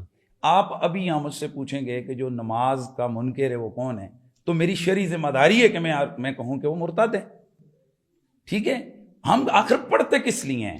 آپ ایک اسکول کے ٹیچر ہیں, آپ سے ایک سوال کیا جاتا ہے کہ بھائی یہ بتائیے کہ 20 ضرب 10 کتنا ہوتا ہے, تو آپ چپ کر جائیں گے کہ نہیں میں ذرا فلاں کروں, کہ پوپا بتائیں گے کہ اس کا جواب. میں اسی طرف آتا ہوں. تو علماء کا کام ہے کہ جو چیز صحیح ہے اس کو صحیح کہیں, جو غلط ہے اس کو غلط کہیں. اب انجینئر محمد علی مرزا صاحب والے سبجیکٹ پہ میں آ رہا ہوں. جی آئے. انجینئر محمد علی مرزا پہ 295C لگا دی گئی. Is it justified? جی بالکل. کیسے؟ نقل کفر کفر نباشت. ہاں ماشاءاللہ. بات یہ ہے کہ نقل کفر کفر نباشت یہی جہالت ہے کہ اس کو گہری نظر سے پڑھا نہیں گیا, اس کو سمجھا ہی نہیں گیا کہ نقل کفر کفر نباشت یہ ایک اصول تھا, ضابطہ تھا, اس کو عوام میں اتنا پھیلا دیا گیا کہ نقل کفر کفر نباشت یہ محاورہ ہے. نقل کفر کفر نباشت درست ہے کہ نقل کفر کفر نباشت, لیکن ہر جگہ نہیں. قرآن مجید نے نقل کفر کیا ہے. قالت الیہود عزیر ابن اللہ, یہودی کہتے ہیں کہ عزیر اللہ کا بیٹا ہے, لیکن یہ نقل کفر کیوں کیا گیا ہے؟ اس کو رد کرنے کے لیے. ذالک قولہم بافواہہم, یہ ان کے منہ کی باتیں ہیں, اللہ ان کو مارے, یہ کیا باتیں کر رہے ہیں. تو نقل کفر کہاں کفر ہوتا ہے اور کہاں کفر نہیں ہوتا, جن کتابوں میں یہ رول لکھا ہوا ہے ان کے آگے ڈیٹیل بھی لکھی ہوئی ہے. دیکھیں انجینئر محمد علی مرزا صاحب کی جس اسٹیٹمنٹ کے اوپر 295C لگائی, وہی اسٹیٹمنٹ درخواست دینے والے نے بیان ہی اس درخواست میں لکھ کے پھر اس درخواست دینے والے پہ بھی 295C لگائے. اگر آپ میرا جواب پورا ہونے دیتے تو یہ سوال ہی نہ کرتے. پرچہ کرنے والے پہ بھی 295C لگائے سر, آئیو کے اوپر بھی لگا دیں سر. میرے خیال میں آپ نے میرا یہ سوال جلدی کر دی, میرا جواب سننے سے پہلے ہی آپ نے داغ دیا سوال. مسئلہ یہ ہے کہ نقل کفر کفر نباشت, نقل کفر کی کئی صورتیں ہیں. نقل کفر کیا جائے اس کو رد کرنے کے لیے, نقل کفر کیا جائے کسی کو آگاہ کرنے کے لیے کہ یہ کلمہ کفر ہے, اس کو آپ نے نہیں کہنا ہے. نقل کفر کیا جائے کسی جگہ گواہی دینے کے لیے کہ فلاں بندہ یہ کہہ رہا ہے. نقل کفر کیا جائے تعلیم کے لیے, یعنی فتویٰ کے لیے کہ بھائی پوچھا جائے کہ یہ اس کا کیا ہے تو اس کا جواب دے. لیکن اگر نقل کفر کیا جائے آپ کسی اور مقصد کے لیے جس میں اپنے آپ کے لیے یا ویسے تمسخر کے لیے آپ نقل کفر کر رہے ہیں تو کفر ہے. نقل کفر ہر جگہ کفر نباشت, یہ قانون غلط ہے. جس نے وہ اسٹیٹمنٹ دیا. اچھا میں آپ سے ایک سوال پوچھتا ہوں, نقل کفر کفر نباشت یہ کہاں لکھا ہوا؟ اچھا یہ محاورہ ہے, یہ مجھے یہ بتائیے. تو جس جگہ یہ دیکھیں, اچھا مجھے ایک چھوٹا سا سادہ سا سوال لے لینا میرا. اسی کے آگے یہ بات لکھی ہوئی ہے کہ اگر کوئی شخص کسی حوالے سے نقل کفر کرتا ہے, اس کا انشاء کرتا ہے اس حوالے سے کہ اس کو تاکہ لوگوں میں وہ کفر پھیلے یا اپنی ذات کے جناب پرچارک کرنے کے لیے, تو وہ کفر ہے. پوائنٹ ٹیکن سر. اب میرا سوال لے لیں سر. مرزا صاحب مفتی صاحب میرا سوال ہے. مفتی صاحب میری نیت کیا ہے آپ جانتے ہیں؟ نہیں جانتا. یہاں جتنے لوگ بیٹھے ہوئے ہیں ان کی نیت آپ کو پتہ ہے؟ نہیں پتہ ہے. کون جانتا ہے سر؟ اللہ جانتا ہے, اللہ رب العزت جانتا ہے. جی. تو انجینئر محمد علی مرزا کی نیت مفتی حنیف قریشی صاحب کو کیسے پتہ چل گئی؟ زبردست ہو گیا. اچھا یہ ایک بات ہے, جس جگہ مرزا صاحب کے اوپر جو یہ FIR ہوئی ہے, جہاں انہوں نے یہ گفتگو کی ہے, آپ نے اس کا راؤنڈ اباؤٹ پورا سنا ہے؟ کس کانٹیکس میں انجینئر محمد علی مرزا صاحب بات کر رہے تھے؟ پوچھ رہے, میں آپ سے پوچھ رہا ہوں. میں آپ سے ریحان بھائی یہ پوچھ رہا ہوں کہ مرزا صاحب نے جہاں یہ گفتگو کی ہے آپ نے اس کو سنا ہے؟ میں نے بالکل سنا ہے سر. اچھا کہاں کی ہے انہوں نے؟ جس جگہ پہ بھی کی ہے سر. کیا آپ نے سنیں میں کہنا کیا آپ دیکھیں میری بات کو ٹویسٹ کر رہے ہیں. میں کیا کہنا چاہ رہا ہوں سر, میں یہ کہہ رہا ہوں آپ نے مرزا صاحب سے پوچھا کہ کیوں کی ہے؟ دیکھیں کوئی چیزیں ایسی ہیں کہ جو پوچھنے کی ہیں اور کوئی چیزیں ہیں کہ ان کا رزلٹ خود سامنے ہے. مرزا صاحب کو ایک بندہ کہہ رہا ہے کہ مرزا صاحب یہ نیچے جو کھڑے لوگ ہیں یہ آپ کو 2 نمبر کہتے ہیں. مرزا صاحب آگے سے بجائے اس کے کہ وہ کہیں کہ یہ مجھے غلط کہتے ہیں, وہ کہتے ہیں کہ ٹھیک کہتے ہیں. استغفر اللہ ثم استغفر اللہ. نقل کفر کفر نباشت اس جگہ یہ میں مرزا کے قول کو رد کرنے کے لیے کہہ رہا ہوں کہ اس نے آگے سے رسول اللہ کی ذات کے حوالے سے کہا کہ رسول اللہ کو یہ والے لفظ استغفر اللہ یہ مکے کے جناب مشرکین کہتے تھے. اب میں آپ سے یہ پوچھنا, پھر اس نے کہا کہ جی یہ جو کروڑوں اربوں جو ہے نا عیسائی ہیں وہ یہ لفظ رسول اللہ کے لیے بول رہے ہیں. یہ ایگزیکٹ اسٹیٹمنٹ تھا نا عیسائیوں سے متعلق, اور جس واقعے کو نریٹ کرتے ہوئے کہا وہ بھی ہمیں پتہ ہے. نہ وہ شادی والا معاملہ تھا. یہی وہ پرابلم ہے, یہی وہ مسئلہ ہے کہ ہمارے نہ دوست اس کے اوپر پوری غور فکر کرتے ہیں, نہ اس کے اوپر تحقیق کرتے ہیں, نہ پوری چیز کو وہ علماء سے پوچھتے ہیں کہ یار اصل پرابلم کیا ہے. مسئلہ یہ کہ مرزا صاحب کو کہا گیا کہ آپ کو لوگ 2 نمبر کہتے ہیں. مرزا صاحب مقابلے میں معاذ اللہ ثم معاذ اللہ رسول اللہ کی ذات کو لے کر آئے کہ رسول اللہ کو اتنے عرب لوگ یہ والا لفظ بولتے ہیں. پہلا کوسچن یہ کہ اتنے عرب لوگ رسول اللہ کو کہاں یہ والا لفظ بولتے ہیں, بتائیں. اب مجھے یہ بتائیے, وہ دجال والی بات بعد میں آئے گی, پہلے اس کا بتائیں. میں نے مرزا صاحب کو یہ کہتے ہوئے سنا میرے نبی سا ہے ہی کوئی نہیں. جی اگلا مصرع میں نہیں کہتا, وہ آپ کو پتا ہے. جی آپ بات کر لیں, ٹھیک ہے. جب وہ کہہ رہے ہیں کہ میرے نبی سا ہے ہی کوئی نہیں, تو میں کیسے اس انجینئر محمد علی مرزا کو گستاخ رسول معاذ اللہ کہہ دوں کہ اس نے کو بلاسفیمی کی ہے. وہ کہہ رہا ہے, بارہا کہہ رہا ہے کہ میرے نبی سا ہے ہی کوئی نہیں. پاکستان زندہ باد, افواج پاکستان زندہ باد. یہ جتنے جرنیل ہیں, یہ جتنے فلانے ہیں, یہ جتنے, میں ان کو شروع کر دوں تو آپ کل کیا یہ عدالت میں میرے خلاف FIR ہو جائے کہ ریاستی اداروں کو اس نے گالیاں دی ہیں, تو کیا میرا یہ جسٹیفائی میں کر پائیں گے آپ کہ جی اس نے پہلے کہا افواج پاکستان زندہ باد. او میرے بھائی, آپ 1 لاکھ 1 کروڑ بار کہیں اسلام زندہ باد, اسلام زندہ باد, لیکن اسلام کے کسی بھی بنیادی اصول کو آپ چیلنج کریں گے, آپ اسلام کے خلاف بات کریں گے تو آپ پر حکم آئے گا. اسلام یہ نہیں دیکھتا ہے کہ آپ آگے پیچھے کیا کہہ رہے ہیں, اسلام یہ دیکھتا ہے کہ یہ جو ابھی لفظ بولا ہے اس کا حکم کیا ہے. صحابی رسول صلی اللہ علیہ وآلہ وسلم سے متعلق آپ نے بھی کہا, عمر بن العاص سے متعلق کیا کہا آپ نے, آپ نے غلطی. جی میرے سبقت لسانی ہوئی نا, سنیں نا. اس کے بعد آپ کے پاس ایک موقع تھا, رجوع کا موقع تو سب کے پاس ہوتا ہے, وہ کر لیتا ہے. جی اپولوجائز بھی کر لیتا ہے. آپ نے پبلک اپولوجی ٹینڈر کر دی, ویڈیو بھی بنا دی, صحیح ہو گیا. مرزا صاحب کو مہلت کیوں نہیں دیتے؟ مرزا صاحب کو کتنی مہلت ہوئی, اللہ اکبر. مرزا صاحب سے جا کر جب انٹرویو لیے گئے کہ جی آپ نے یہ دجال کا لفظ بولا ہے, مرزا صاحب اگر یہ کہتے کہ جی یہ میرے سے غلط ہو, یہ میرے سے غلط ہو گئی, سبقت لسانی ہو گئی, تو پھر آپ پہ یہ سوال بنتا تھا. مرزا صاحب تو دلیلیں دینے لگے کہ جی یہ نہیں ہے, وہ نہیں ہے, اس کے اوپر پورے 2 گھنٹے کے انہوں نے لیکچر دے دیے. تو مرزا صاحب نے کہاں اپولوجائز کی؟ مفتی صاحب ان کو ایک ہر مسلک, یہ کتنا ہر مسلک کے اندر جامعہ بنوریا بھی علامہ امین شہیدی جو شیعت کے حوالے سے موقف آ گیا, مفتی طارق مسعود صاحب کا موقف آ گیا, اور درجنوں ایسے علماء دین ہیں جنہوں نے انجینئر محمد علی مرزا سے متعلق موقف دیا اور وہاں کے دہل دیا کہ 295C انجینئر محمد علی مرزا پہ نہیں لگتی. دیکھیں یہ بھی غلط بیانی ہے, پلیز یہ بھی اس کو لوگوں کے سامنے غلط تصویر دکھائی جا رہی ہے. جتنے بھی علماء نے اپنی رائے دی وہ نقل کفر نباشد کے اس ضابطے کو دی.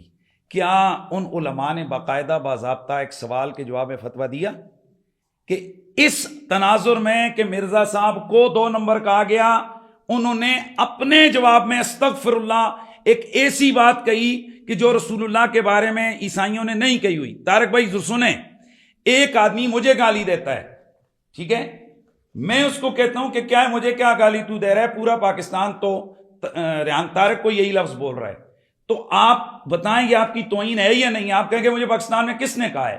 ہمارے جرنیل ہیں. اگر سنیں, آپ مجھے کہتے ہیں مفتی صاحب آپ کرپشن کر رہے ہیں, میں کہتا ہوں یار پاکستان سارا کہہ رہا ہے کہ ہمارے جرنیل کرپشن کر رہے ہیں, تو بتائیں یہ جرنیلوں کی توہین ہے یا نہیں؟ ججوں کی اگر میں یہ بولوں توہین ہے یا نہیں؟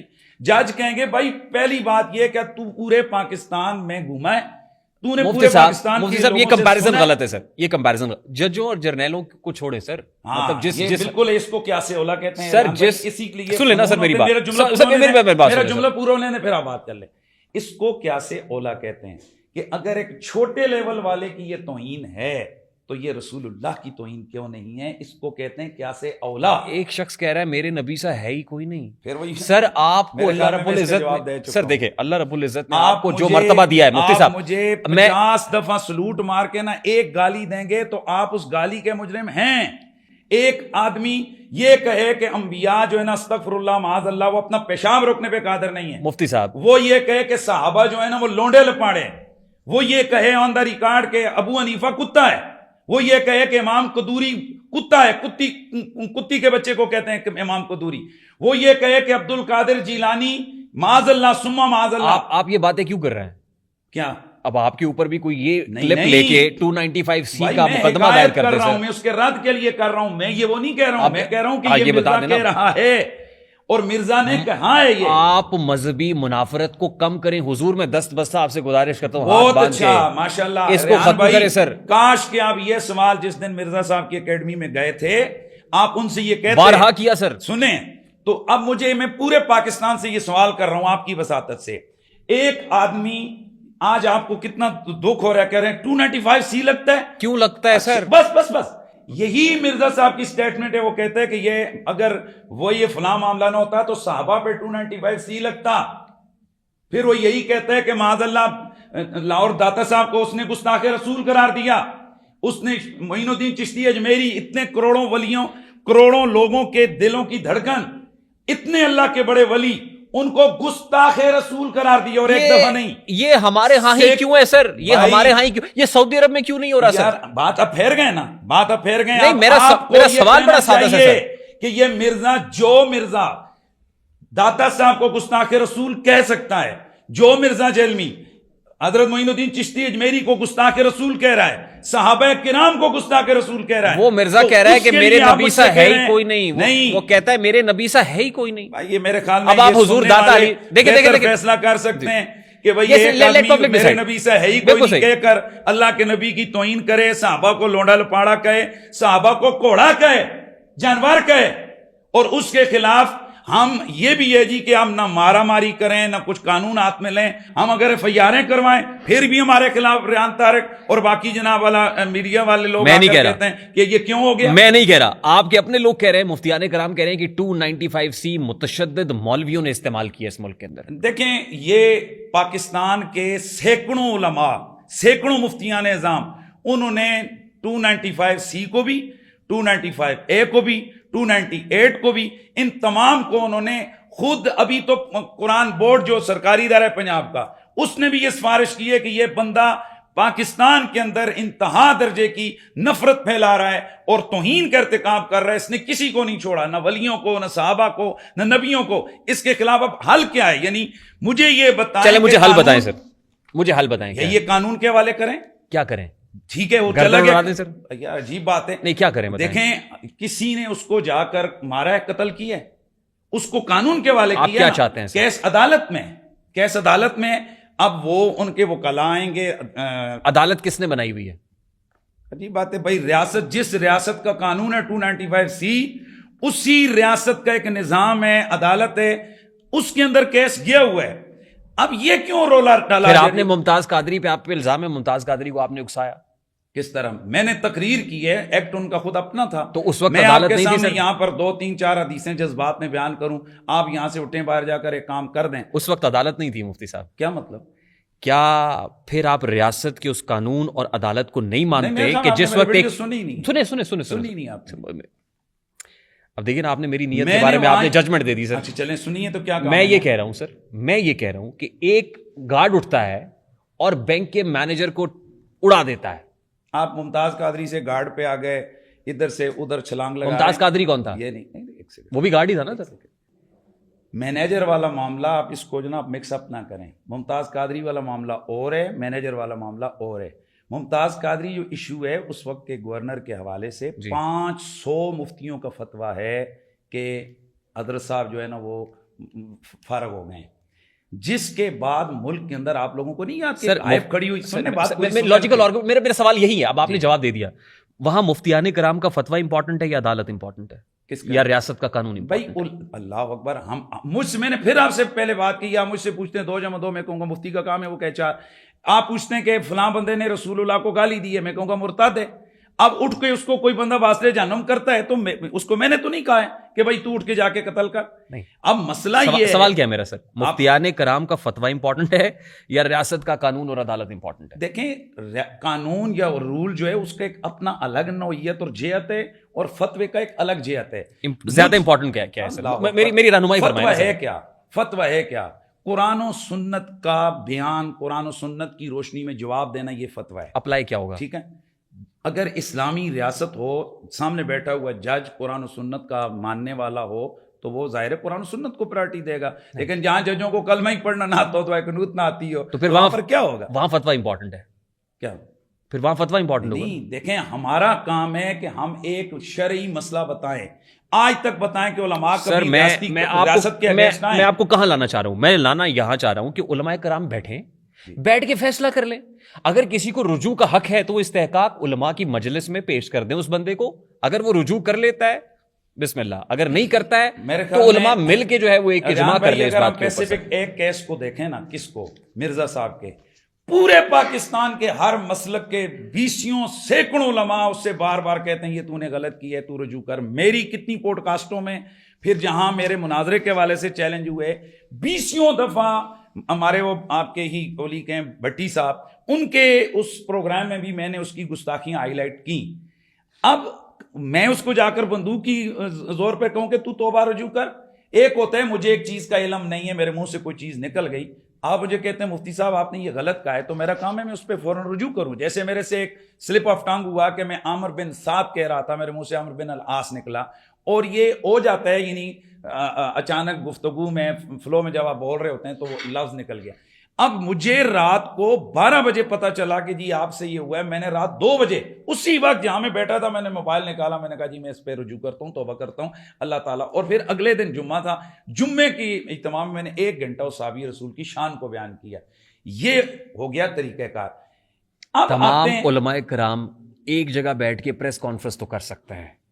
وہ 26ویں آئینی ترمیم یا 27ویں آئینی ترمیم کا معاملہ ہو یا کسی جماعت کو بین کرنے کا معاملہ ہو, جیسے آپ نے کہا, اس معاملے پہ علماء اکٹھے نہیں ہو سکتے. کس معاملے میں؟ یہ جو ہم ڈسکس کر رہے ہیں. بھائی علماء اکٹھے ہیں پاکستان کے تمام مکاتب. میں نے نام لے کے بتایا کہ جو لوگ کہہ رہے ہیں کہ بات کریں 295C اپلائی نہیں ہوتی انجینئر محمد علی مرزا پہ. معذرت کے ساتھ جن ایک مفتی صاحب 2 مفتی صاحب جو جن کی شہرت ایک سوشل میڈیا نہیں سب 20 نام اگر میں آپ سے کہوں گا آپ نہیں پیش کر سکیں گے. میں چونکہ اس کیس سے ریلیٹڈ ہوں, مجھے میرے پاس پورا ریکارڈ آپ کہیں گے تو آفٹر پروگرام میں آپ کو دے دوں گا, فائل پوری میرے پاس. جامعہ بنوریا والے علامہ امین شہیدی, جامعہ بنوریا علامہ شہیدی نے بھی کوئی فتویٰ نہیں دیا. انہوں نے جسٹ اپنی ایک رائے ایک بات پہ گفتگو کی ہے. جو آپ نے جو سوال پوچھا آپ ان کا جواب دیا.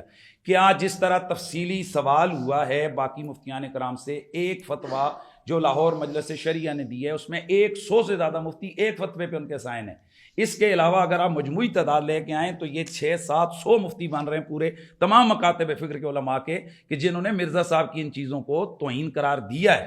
پھر اسلامی نظراتی کونسل کو آپ دیکھ لیں, قرآن بورڈ کو آپ دیکھ لیں.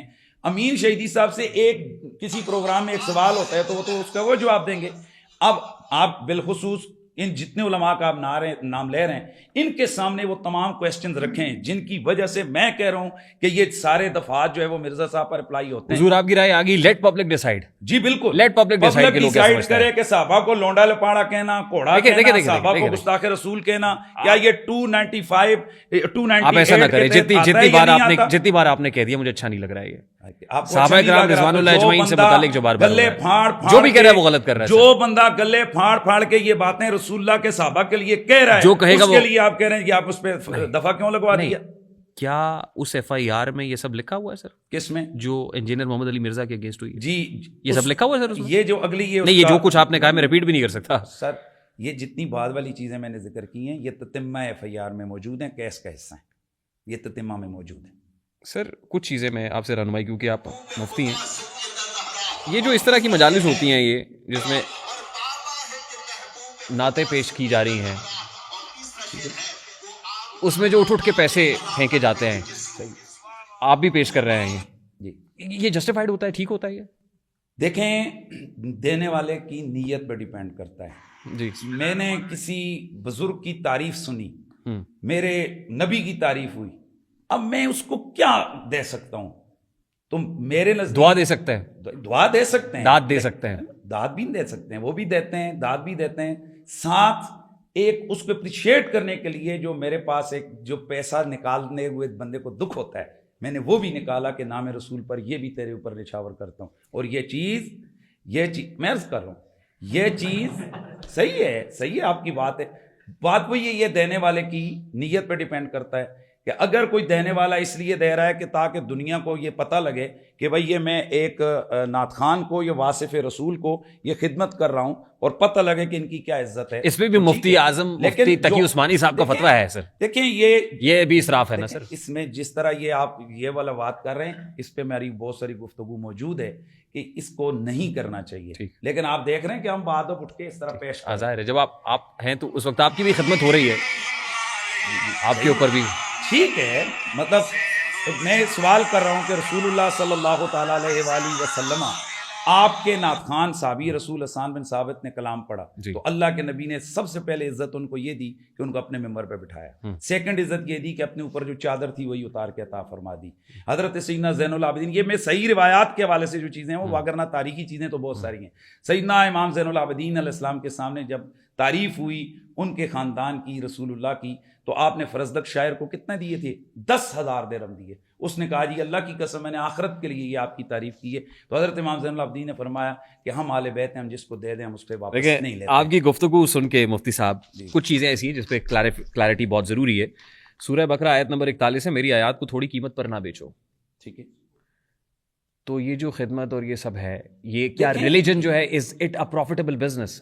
آپ کا یہاں پر سوچ یا آپ کا جو آپ جس نتیجہ آپ نے نکالا ہے وہ نتیجہ درست نہیں ہے. سوال کر رہا ہوں سر میں اس کا جواب دے رہا ہوں کہ یہ جو سوال کیا جاتا ہے اس کو اپلائی علماء کے اس خدمت کے اوپر کیا جاتا ہے, یہ غلط ہے.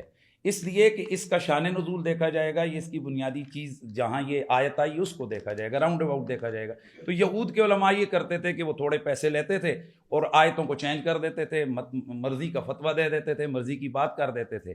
کہاں دین کو بدلنا, آیتوں کو چینج کرنا. آیت نمبر 20 ہے, جی اگر مقصد دنیا کمانا ہو تو ثواب نہیں ہے. پھر کیا مطلب؟ ہاں ٹھیک ہے, میں جواب پہلے دے چکا کہ اگر مقصد دنیا کمانا ہو تو ثواب نہیں ہے. ٹھیک ہے, تو ظاہر ہے دنیا کے انتظام و انصرام چلانے کے لیے تو ڈالر اور پاؤنڈ اور یہ سب لیے جا رہے ہیں نا.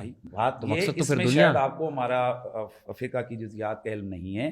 فقہی مسئلہ یہی ہے کہ اگر ایک آدمی کی نیت صرف یہی ہے کہ بھائی میں یہ جو کر رہا ہوں یہ ایز اے بزنس کر رہا ہوں تو اس کا یہ لینا درست ہے, لیکن اس کو ثواب نہیں ہوگا.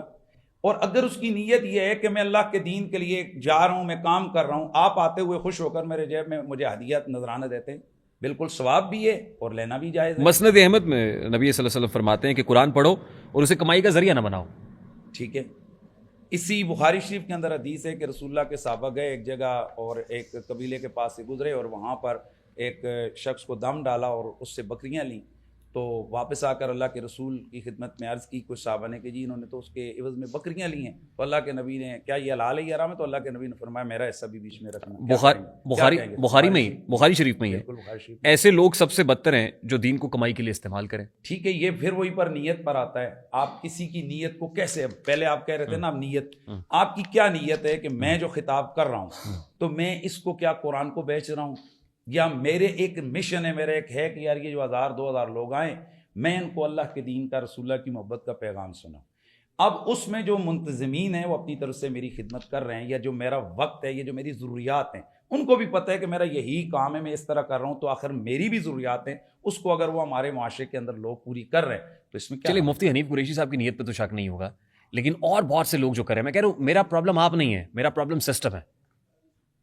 پھر کیا کریں گے سر؟ بات وہیں پہ آتی ہے جب آپ پہلے کہہ رہے ہیں کہ نیتوں کا جاننے والا اللہ تبارک و تعالیٰ ہے, تو پھر آپ فیصلہ میں اور آپ کیسے کر سکتے ہیں کہ یہ فلانے کی نیت یہ ہے, جب مجھے ایک بہت بڑا پرابلم ہو رہا ہے سر, یہ نعت خوانی جس انداز میں ہو رہی ہے, میوزک کے اوپر نعتیں بن رہی ہیں, اور پھر وہ ایک صاحب ان پرٹیکولر وہ رم جم ہو رہی ہے, اور جب تک نوٹوں کی بہار ہے وہ رم جم ہی ختم نہیں ہو رہی. اور پھر میں دیکھتا ہوں کہ اس محفل کے اندر علماء کرام بھی بیٹھے ہوئے ہوتے ہیں وہاں پہ, روکتے کیوں نہیں ہاتھ سے پکڑ کے, کیا کر رہے ہو تم؟ دیکھیں قرآن مجید نے واضح طور پر یہ کہا ہے کہ آپ موعظت حسنہ کے ساتھ اور اچھی تدبیر کے ساتھ, جس میں فتنے کا اندیشہ نہ ہو, آپ لوگوں کی تربیت کریں.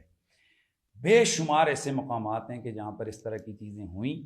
آفٹر محفل میں نے ان تمام لوگوں کی اصلاح کی اور الحمدللہ اس کا اثر یہ ہوا کہ نہ صرف ان لوگوں نے اس کو قبول کیا بلکہ آئندہ کے لیے نہ کرنے کا عہد مصمم کیا, اور اس کے بعد ان اسٹیجوں پر یہ چیز نظر نہیں آئی. اگر وہیں پر میں کھڑا ہوتا, اوے چپ خاموش بیٹھ جاؤ نیچے, میری تو 2 منٹ کے لیے بلے بلے ہو جانی تھی. واہ واہ قریشی صاحب, آپ نے جناب کیا تیر مارا اور کیا. لیکن ہوتا کیا کہ وہ جو ہزاروں لوگ تھے وہ میرے اسی چیز کو کرٹیسائز کرتے. آپ جیسے لوگ کہتے یار یہ کوئی طریقہ ہے علماء کا, یہ انداز ہوتا ہے کہ وہ جھڑکنا محفل کے اندر. تو کریں کیا, دونوں طرح سے عوام خوش نہیں ہوتی ہے. پھر یہاں پر بھی وہی نیت آئے گی. اگر کوئی اس نیت سے خاموش رہتا ہے کہ یار یہ ایک غلط چیز ہو رہی ہے, انشاءاللہ اس کی میں اصلاح کروں گا اور بہتر انداز سے کروں گا. میں اس لیے پوچھ رہا ہوں کیا اصلاح ہو سکی ہے ابھی تک؟ بالکل ہوئی ہے. یہ محافل تو اسی طریقے سے جاری ہے سر. دیکھیں ہمارے اس میں پرابلم کیا ہے, مسئلہ یہ ہے کہ جہاں علماء کرام کو انوالو کیا جاتا ہے وہاں ان چیزوں کا بہت حد تک جو نا خاتمہ ہو چکا ہے. جہاں جاہل لوگ لگے ہوئے ہیں جن کا کسی کا تو آج کل تو ایک اس کا شہرت کا بھی ایک سلسلہ ہو گیا ہے کہ بھائی ایک آدمی ہے جس نے 10,000 لوگوں کو اپنا چہرہ دکھانا ہے, ویسے اگر وہ کرے گا تو کروڑوں روپے لگا کر بھی اتنے لوگ جمع نہیں کر سکتا. تو اب وہ کیا کرے گا, 2 عمرے کے ٹکٹ رکھے گا, محفل نعت کروا لے گا, پورا شہر اکٹھا ہوگا, تھوڑی خدمت ہو جائے گی, واہ حاجی صاحب زندہ باد آپ نے یہ کر لیا. تو یہ بھی ہمارے معاشرے کا ایک حصہ ہے. اس چیز کی اصلاح کی ضرورت ہے. لیکن اب سوال یہ کہ کہاں اصلاح کی ضرورت نہیں ہے. ابھی تو میں آج جس چیز پہ میں بہت سخت تنگ میرا دل کر رہا ہے, میری اندر غصہ ہے. آج کل میں نے ایک کلپ دیکھا کہ جس میں ایک طرف ایک ینگ لڑکا بیٹھا ہوا ہے اور دوسری طرف ایک لڑکی بیٹھی ہوئی ہے, نعت ہو رہی ہے اور ہو کہاں رہی ہے کراچی میں, جہاں وہ MQM کے وہ جو ہیں عبد فاروق ستار صاحب وہ وہاں پر پاس بیٹھے ہوئے ہیں. اب یہ سراسر حرام ہے. مجھے لگا وہ کہیں گے مفتی تقی عثمانی بیٹھے ہوئے ہیں. نہیں, وہ بیٹھے ہوئے ہیں. کہنے کا یہ مطلب ہے کہ بھائی اتنے ایک ظاہر پبلک فگر تو ہے نا فاروق ستار, MNA ہے, تو اب وہ ایک جگہ پر بیٹھا ہوا ہے. لیکن یہ کیا, اس کو اب کیا کہیں گے, اس کو جہالت کہیں گے. اس کا حل یہی ہے کہ اس طرح کے آپ کے میرے پروگرامز کے ذریعے ویسے جہاں علماء ان کو ہو وہ اس کا اصلاح کریں کہ یار یہ بالکل حرام ہے. کسی بھی خواتین کا اس طرح سے مردوں کی محفل میں اوپن آنا یا اس طرح اپنی آوازوں کو سب کے سامنے لے کے جانا یہ بالکل حرام ہے. ابھی وہ مجھے کوئی لڑکا بتا رہا تھا کہ یہاں تو وہ نعرے لگا رہے ہیں جی, اور لڑکیاں جناب حق 4 یار حق ہے, وہ اس سے اللہ معاف کرے یہ بہت بڑا وہ حق 4 یار والی جو ہیں نعت خان وہ ہمارے پوڈ کاسٹ میں آئی ہیں, گزشتہ پوڈ کاسٹ میں. اچھا برکت آپ نے لے لی ہے جی. ان سے ہم نے سوال کیے ہیں اور انہوں نے ہر چیز کو کہا, انہوں نے کہا کیونکہ میرے جو استاد ہیں وہ کوئی قاری شاہد صاحب ہیں, تو وہ تو جو وہ کریں گے میں وہی کروں گی. نہیں دیکھیں, قاری شاہد صاحب کوئی مفتی اعظم پاکستان ہیں یا ان کا وہ ایک نعت خان ہے, اس کا استاد اس معنی میں ہے کہ اس نے سریں یا سٹائل وہ اس سے سیکھا ہے. تو باقی قاری شاہد صاحب خود جو ہے نا, خدا کا واسطہ یہ بند کرائیں, خدا کا واسطہ ہم تو آپ سے ریکویسٹ کرتے ہیں سر, یہ کہ آپ کے ساتھ ہیں, ہم لوگ کوشش دیکھیں, کوشش ہے ہر ہمارے ربیع الاول شریف کے پروگراموں میں ناچ گانا اس طرح سے سلسلہ ہوتا تھا, کافی حد تک اس پہ کنٹرول ہو گیا. اس دفعہ الحمدللہ ہمارے راول پنڈی کے اندر ایک کیس بھی رپورٹ نہیں. وہ بینر لگے ہوئے تھے CCD جو بھی دیکھیں, معاشرے کی خرابی کو روکنا جیسے علماء کی ذمہ داری ہے ویسے ریاست کی ذمہ داری. مطلب مورل پالیسنگ کرنی پڑے گی. جی بالکل. اس میں حالانکہ ہم تو چاہتے تھے مدرسوں سے یہ سلسلہ ہوتا ہو. دیکھیں مدرسوں سے تو ہو رہا ہے. اب کیا سمجھتے ہیں کہ اتنا بڑا طوفان بدتمیزی ہے اور پورا شہر ہے, پورا ملک ہے, 1-2 کیس رپورٹ ہو رہے ہیں, تو آخر کہیں نہ کہیں کو رکاوٹیں تو ہیں نا, وگرنہ تو یہاں پر جناب کیا سے کیا ہو جاتا. حضرت جو مذہبی شخصیت ہیں ان کو سیاسی بیانات دینے چاہیے. دیکھیں سیاسی بیانات سے آپ کا کیا مطلب ہے؟ اگر سیاسی بیانات سے یہ مطلب ہے آپ کا کہ بھائی وہاں اصلاح معاشرہ حق گوئی ہے, کسی کا حق سلب ہو رہا ہے یا کوئی قرآن و سنت کے خلاف قانون بن رہا ہے, تو علماء چھولے بیچنے کے لیے بیٹھے ہیں. 27ویں آئینی ترمیم پہ آپ کا کیا موقف ہے؟ اس میں کیا ہے 27ویں ترمیم کا, کس حوالے سے؟ اس میں تو کافی ساری شکیں ہیں, کس چیز کی بات آپ پوچھ رہے ہیں؟ آپ نے ترمیم پڑھی ہے سر؟ نہیں, مسئلہ یہ ہے کہ اس کے اندر تو ساری شکیں ہیں. آپ کو کسی ایک سے جس سے اختلاف ہو چلے وہ بتائیں, پھر میں بتاتا ہوں. جی, مجھے جو اختلاف ہے کہ یہ جو بالکل کلیئر کٹ کسی بھی عہدے کے اوپر بیٹھی ہوئی شخصیت کو استثناء دے دیا جائے, یہ قرآن و سنت کے خلاف ہے.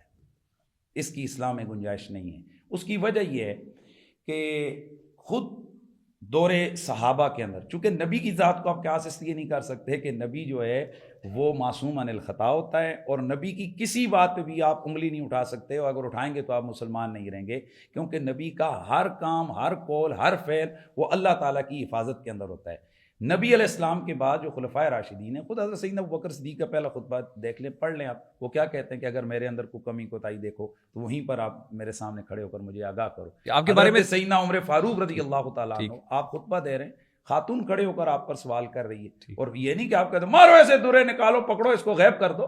حضرت سیدنا فاروق اعظم رضی اللہ تعالیٰ عنہ رو پڑتے ہیں، کہتے ہیں عمر، مدینے کی عورتیں کتنی علم رکھنے والی ہیں، اور پھر نہ صرف یہ کہ اس کی بات کو ایکسیپٹ کرتے ہیں، اس کی طرف رجوع کرتے ہیں۔ ایک عورت کہہ رہی ہے امیر المومنین کو، تو اسلامک پوائنٹ آف ویو سے یہ کوئی ایسی چیز نہیں ہے کہ آپ کسی کو کوئی قتل کرے، کوئی چوری کرے، کوئی بدکاری کرے تو چونکہ ایک سیٹ پہ بیٹھا ہوا ہے لہذا اس کو جناب یہ چھوٹ ہے، ایسی بات نہیں۔ مفتی صاحب، حکومتوں کے ساتھ آپ کی قربتیں کیوں بڑھنے لگتی ہیں؟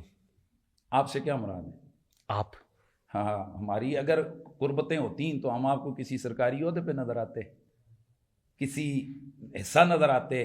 ہم الحمدللہ جہاں کوئی اچھا کام کر رہے ہیں اس کو اچھا کہتے ہیں۔ ان دنوں حکومت کے اچھے اقدامات آپ کو نظر آتے ہیں؟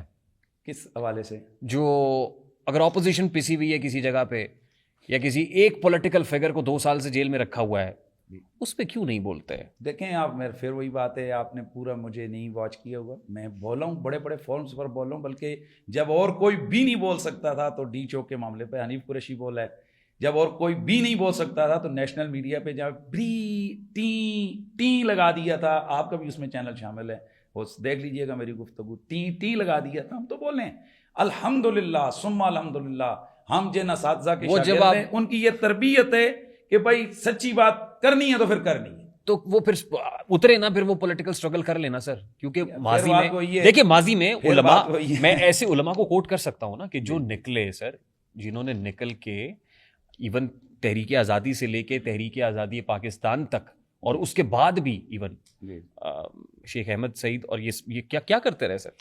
دیکھیں یہ بھی قیاس مال سید احمد شہید صاحب، یہ قیاس مال فارق ہے۔ اس وقت رولرز جو تھے وہ کفار تھے، انگریز تھے یا سکھ تھے۔ الحمدللہ العظیم کانسٹیٹیوشن ہمارا جو آئین ہے اس کے اندر یہی ہے کہ یہ اسلامی جمہوریہ پاکستان ہے، اور پاکستان کا کوئی بھی قانون وہ قرآن و سنت کے خلاف نہیں بن سکتا۔ ہماری افواج ایک ریاست اسلامیہ، اسلامی ریاست کی افواج ہے، ان کے خلاف آپ مسلح جدوجہد نہیں کر سکتے۔ نہیں، میں ان کے خلاف جدوجہد کی تو بات ہی نہیں کر رہا جس پہ آپ مجھے قائل کر رہے ہیں۔ قیاس کیا ہے احمد بریلوی کا، اور وہ تو انگریز کے خلاف انہوں نے مسلح جہاد کی ہے یا سکھوں کے خلاف کی ہے۔ حکومت کے خلاف بھی ہو سکتا ہے نا جی، کیا جابر حکمران کے خلاف آواز بلند کرنے سے بڑا جہاد کون سا ہے؟ جی تو کرتے ہیں، علماء تو کرتے ہیں، وہ عالم دین بتائیں کہ جو نہیں کرتا سوائے ان جو سرکاری مولویوں کے، بتائیں مجھے۔ یہاں تو آپ سوشل میڈیا دیکھتے نہیں ہیں چونکہ شاید آپ کی فیلڈ نہیں ہے، آپ دیکھیں ذرا علماء کتنی کھری باتیں کرتے ہیں۔ ظاہر آپ کی تو فیلڈ ہے، آپ نے تو ٹیم رکھی ہوئی ہے سوشل میڈیا کی۔ یہی میں آپ کو بتا رہا تھا کہ جب آپ کی فیلڈ ہے تو پھر آپ کا یہ سوال کرنا بنتا نہیں ہے کہ علماء بولتے نہیں ہیں۔ بھائی جان یہاں یہ نہیں میں کسی اپنے مکتبہ فکر کی بات کر رہا ہوں، یہاں ہر مکتبہ فکر کا عالم الحمدللہ۔ کیوں آج یہ کوشش ہو رہی ہے کہ لکھا ہوا خطبہ ہے، مولویوں کو لکھا ہوا خطبہ دیا جائے تاکہ وہ دیکھ کے پڑھ کے جی تو اللہ کر، کیوں ہے؟ آج بھی الحمدللہ معاشرے کے اندر خوف ہے ان طاقتوں کو جو قرآن و سنت کے خلاف اور ظلم کی بنیادوں پر کھڑی ہیں، ان کو اگر خوف ہے تو وہ محراب و منبر سے ہے، اور محراب و منبر جتنی ان سے ہو سکتی ہے اتنا کام کر رہے ہیں الحمدللہ۔ اچھا دیکھیے مفتی صاحب، میں نے جو 180 مساجد کی بات کی تھی 1947 میں، اور اس کے بعد 180 مدرسوں کی جو آ کے 32 سے 35 ہزار ہو گئے۔ پاکستان جب بنا تھا پاکستان کی آبادی کتنی تھی؟ نہیں، اٹس ناٹ اباؤٹ آبادی۔ یہ تو حبیب جالب صاحب نے ایک وقت میں کہا کہ یہ جو 10 کروڑ ہیں جہل کا نچوڑ ہے۔ میرا خیال ہے 6-7 کروڑ کی آبادی تھی آپ کی، پھر 10 کروڑ ہو گئے، وہ بھی جہل کا نچوڑ ہو گئے، آپ 25 کروڑ ہوں گے وہ بھی جہل کا نچوڑ ہوں گے سر۔ اٹس ناٹ اباؤٹ آبادی at this point in time sir. اصل پرابلم کیا ہے؟ یہ تو 1970 میں جنرل ضیاء الحق صاحب ایک پلان کے تحت جب ملٹری تھرو اسلامائزیشن کا نعرہ لگا تو اس وقت مدرسے دھڑا دھڑ بننے لگے، اور پھر ظاہر ہے یہ وہ وقت تھا کہ جب ایران کے اندر انقلاب آ رہا تھا، تو یہاں کسی وجہ سے ظاہر ہے سعودی عرب نے بھی بہت سپانسر کیا اور مدرسے بننا شروع ہوئے سر، گروتھ ہوئی، تو اس کی تاریخ ہے نا سر۔ سوال میرا یہ ہے سر کہ ظاہر ہے ہمارے ہاں یہ ایک ارتقاء کا عمل ہے ہمارے ہاں ہی اوور آل ہی سر، کہ سب سے پہلے آپ نے قرآن و حدیث پہ علماء کرام نے گرفت حاصل کی، اس کے بعد فلسفہ اور لاجک فلسفہ اور منطق کی بات ہونے لگی, پھر سائنس آ گئی. تو کیا وجہ ہے سر, جو میں نے ابتدا میں کہا کہ ابھی تک ہم اپنے آپ کو ان تمام امور سے, جو علوم ہے اس سے ہم آہنگ کر نہیں پائے؟ آج تو انٹرنیٹ آف تھنگس کا زمانہ ہے, آرٹیفیشیل انٹیلیجنس کا زمانہ ہے, جیوگرافی پڑھنے کا زمانہ ہے سر, میتھس کا زمانہ ہے, اسٹیم ایجوکیشن کی بات ہو رہی ہے. ہم پیچھے کیوں ہیں؟ بنیادی طور پر میری بات کو آپ پورا ہونے دیجیے گا پلیز. اصل بات وہیں پر آ کر کھڑی ہو گئی ہے کہ ایک انجینئرنگ اسکول کا بنیاد جو اس کی بنانے کا مقصد ہے وہ ہے کہ یہاں انجینئر تیار ہوں. ایک میڈیکل کالج کا اساسی جو نظریہ ہے وہ یہ کہ یہاں سے وہ لوگ تیار ہوں جو لوگوں کی طبی سہولتوں کو پورا کریں, ضرورتوں کو پورا کریں. اسی طرح مدارس کا قیام کیوں آیا عمل میں کہ ایسے لوگ, معاشرے کی ضرورت ہے ہر مسلمان کی کہ اس کو حلال اور حرام کا پتہ ہو, اور اس کی جتنی بھی دینی ضروریات ہیں, نماز ہے, روزہ ہے, تبلیغ ہے, یہ ساری. سر ہم حلال اور حرام میں سے نہیں نکل پا رہے ہیں نا سر. میری بات تو پھر ادھر ہی کٹ گئی, آپ نے پورا 2 منٹ پورے پہ سوال پہ لگائے, مجھے 30 سیکنڈ بھی نہیں دیے. اچھا, تو عرض یہ کر رہا ہوں کہ مساجد, مدارس کے قیام کا مقصد کیا تھا کہ لوگوں کی دینی ضرورت پوری ہو.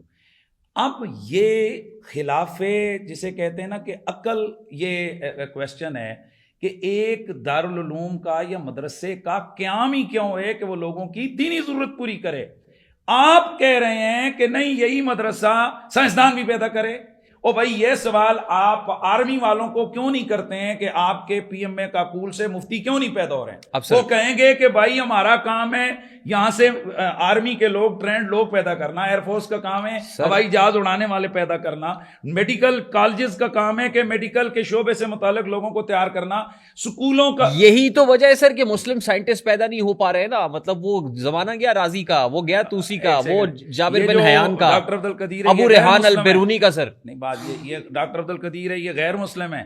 یہ جو ڈاکٹر سمر ماندی, یہ غیر مسلم ہے. آپ کہتے ہیں مسلمان سائنٹسٹ. سر آپ کی ڈومین کے اندر ہی آپ مجھے یہ بتا دیجیے, فقہ میں کون سا ایسا کام ہمارے علماء نے کیا ہے جو آج پوری اقوام عالم کے اندر گنا جاتا ہے, کہ ریکارڈ کے اندر کتابوں میں لکھا جا رہا ہے, ہمارے علماء کو پڑھایا جا رہا ہے؟ کس جگہ پہ ایسے؟ دیکھیں, بنیادی طور پر یہ المیہ آپ کا, ہمارا ساروں کا ہے. اگر آپ, مجھے نہیں پتا آج کل کی جو نا سائنس میں یہ کیا ہے. جب میں پڑھ رہا تھا 91 میں, میں نے کیمسٹری, اور اس وقت اردو میں نصاب ہوتا تھا, اور اس وقت فزکس میں نے پڑھی تھی. تو وہاں اس کی بنیاد میں بانیان جو تھے اس کے کیمیا کے یا فزکس کے والے سے, وہاں پر سارے ہمارے مسلمان جو ڈاکٹرز تھے یا مسلمان اسکالرز تھے ان کے نام آتے ہیں. البیرونی کون ہے, جابر بن حیان کون ہے, خوارزمی کون ہے, یہ سارے لوگ کون ہیں, ابن سینا کون ہے, ابن الہیثم کون ہے, یہ سارے مسلمان ہیں نا.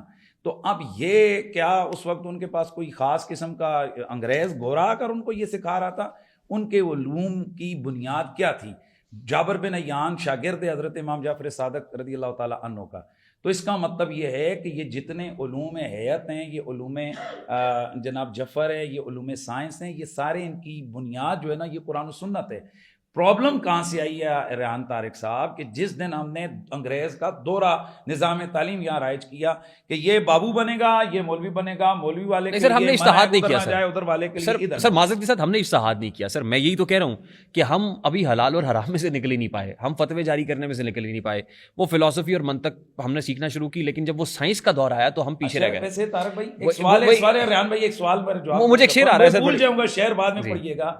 یہ بتائیں کہ مدرسوں کا فگر تو آپ کو 35,000 پتہ ہے, پاکستان کے اندر سکول اور کالجز یونیورسٹیاں ملا کر کتنے بنتے ہیں؟ ہزاروں ہوں گے سر, ہزاروں ہوں گے, لاکھوں ہوں گے, چلیں لاکھوں کر لیں سر. تو میرا یہ سوال ہے کہ ان یونیورسٹیوں سے, ان کالجز سے, ان سے جس کے لیے یہ بنائے گئے ہیں, یہ بڑے بڑے میڈیکل کالج, یہ بڑے بڑے جناب والا سائنس جہاں سے پڑھتے بچے ہیں, لاکھ بچہ پڑھتا ہے, کوئی 2-4 ایسے ہوتے ہیں جو سائنٹسٹ بنتے ہیں.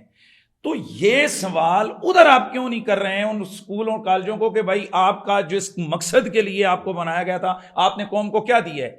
مدارس تو بنے ہی کس کے لیے تھے کہ وہ دینی ضرورت پوری کریں. بتائیں مجھے پاکستان کے اندر وہ کون سی دینی ضرورت ہے جو آپ لوگوں کی پوری نہیں ہو رہی ہے؟ چلیں جواب دیں. مسجد کے اندر ایک بچہ جاتا ہے, اس نے سرخ رنگ کی خدا نہ خواستہ پتلون پہن لی ہے, اس کو ایسی جھڑک پڑتی ہے کہ وہ دوبارہ مسجد میں جاتا ہے. غلط ہے, جھوٹ ہے.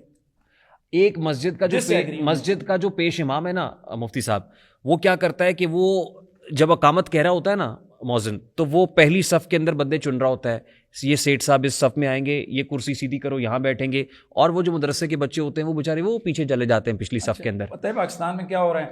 नहीं, ये हो रहा है या नहीं हो रहा सर? पाकिस्तान में पता है क्या हो रहा है? सहाफ़ी लिफाफे लेते हैं और उनके प्लॉट, बेरिया वाले के मालिक से वो प्लॉट लेते हैं, बिक रहे हैं। इस तरह जनाब दुकानों पे सौदा नहीं बिकता जिस तरह साफी बिक रहे हैं। तो ये करने से मैं पेश इमाम जो कर रहा है या मसाजिद कर रहे हैं उसको जस्टिफाई कर देंगे सर? आगे ना, two wrongs can never make right.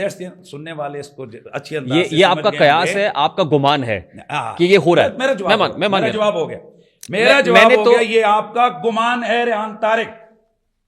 किसी एक बकौल आपके पाकिस्तान में लाखों मदरसे हैं, लाखों मस्जिदें, अगर लाखों मस्जिदों में से कहीं 2-4 केस रिपोर्ट हो गए, उसकी तनासब निकालें, और आपके चंद 100 साफी हैं, उनमें से दर्जनों तो वो हैं जिनकी वीडियोस अभी मौजूद हैं। मेरा क्यास माल फारिक है, तो जहां लाखों में सर वो मुझे वीडियो दिखाई जहां पे लिफाफा अभी मैं नाम लूंगा ना तो फिर सर जो खुद एतराफ कर रही हैं, जो उनकी जनाब के भाई बताएं, जो है ना आपके बेरिया टाउन का मालिक किसको क्या प्लाट दे रहा है, आपको पता है सर? आपको नहीं पता है सर? आपको आपके ना फैक्ट्स के लिए देखिए, अब आपके फैक्ट्स गलत हैं यहाँ पे। अच्छा, उसी बहरिया टाउन के मालिक ने अदालत में जाके सरेंडर किया था कि ये फेक लेटर है, ये मेरा नहीं है, सहाफियों से माफी मांगी गई थी। लेकिन You remember that, खुद sir? एतराफ कर रहे ये हैं कोर्ट आपस में जो उनकी मुझे बताएं सर कौन सा साफी? यार अब मुबशर लुकमान की गुफ्तगू देख लें, वो मोहतरमा की देख लें, बड़े बड़े साफी हैं, मैं उसको वो लिस्टें गलत थी ना सर, कोर्ट में ये साबित हो गया था। मैं ये सिर्फ इसलिए कर रहा हूं ताकि फैक्ट स्ट्रेट रहने चाहिए, लेकिन two wrongs can never make right. मुफ्ती साहब ठीक हो गया। अच्छा, मैं आपसे यही रेहान तारिक भाई एक सवाल पूछना चाह रहा हूँ। जिस तरह आपने कहा है, आपके कितनी इनकम है, आप क्या करते हैं, हमारे पाकिस्तान के अंदर जो साफ़ी हैं अरबों रुपए के मालिक हैं, जो मेरी चंद एक साफ़ियों को मैं जानता हूँ। जेलस हो रहे हैं? नहीं, जेलस नहीं हो रहा हूँ, मैं हकीकत बयान कर रहा हूँ कि क्या कभी उनसे किसी ने पूछने की कोशिश की है कि भाई आपकी तनख्वाह इतनी है, आपका खर्चा इतना है, लेजरी लाइफ है आपकी, आपके इतने बैरून मुल्क के दौरे हैं, ये इतना, ये आपके पास ये एसेट्स कहाँ से आए, बैरून मुल्क अरबों रुपए आप लेकर गए। असल प्रॉब्लम ये है कि हमें उनसे पूछने चाहिए जिनके हैं जी। तो मैं यही कहना चाह रहा हूँ कि पाकिस्तान में अल्हम्दुलिल्लाह ये जो आपने बात की है ना, ये वही मिर्ज़ा साहब का स्टाइल है कि कहीं किसी दूर देहात के अंदर कोई एक जाहिल आमिल और पीर जो है ना वो सजदे करवा रहा है, या कोई आलिम दीन किसी अस्तगफिरुल्लाह माज़अल्लाह कहीं गलत हरकत उसकी रिपोर्ट हो गई, FIR हो गई, तो उसको सामने रखकर वो जो लाखों उलमा और लाखों मदारिस पढ़ाने वाले लोग हैं उन सब की कैरेक्टर एसेसिनेशन मैं तो ये आपने भी वही किया कि एक इमाम साहब कहता है कि आप आगे आओ। मुफ्ती साहब मैंने ये होते हुए देखा है, मैंने आंख से होते हुए देखा है सर। मैं तो अपने मोहल्ले की मस्जिद में, मैं तो अपने मोहल्ले की मस्जिद में हर नमाज में होते हुए देखता हूँ सर। क्या हर जुमे में सिर्फ सेठों के लिए उसमें जो सेठ साहब हैं, मुखैर हजरात हैं, उनके लिए दुआ हो रही होती है, बाकियों का क्या कसूर है सर?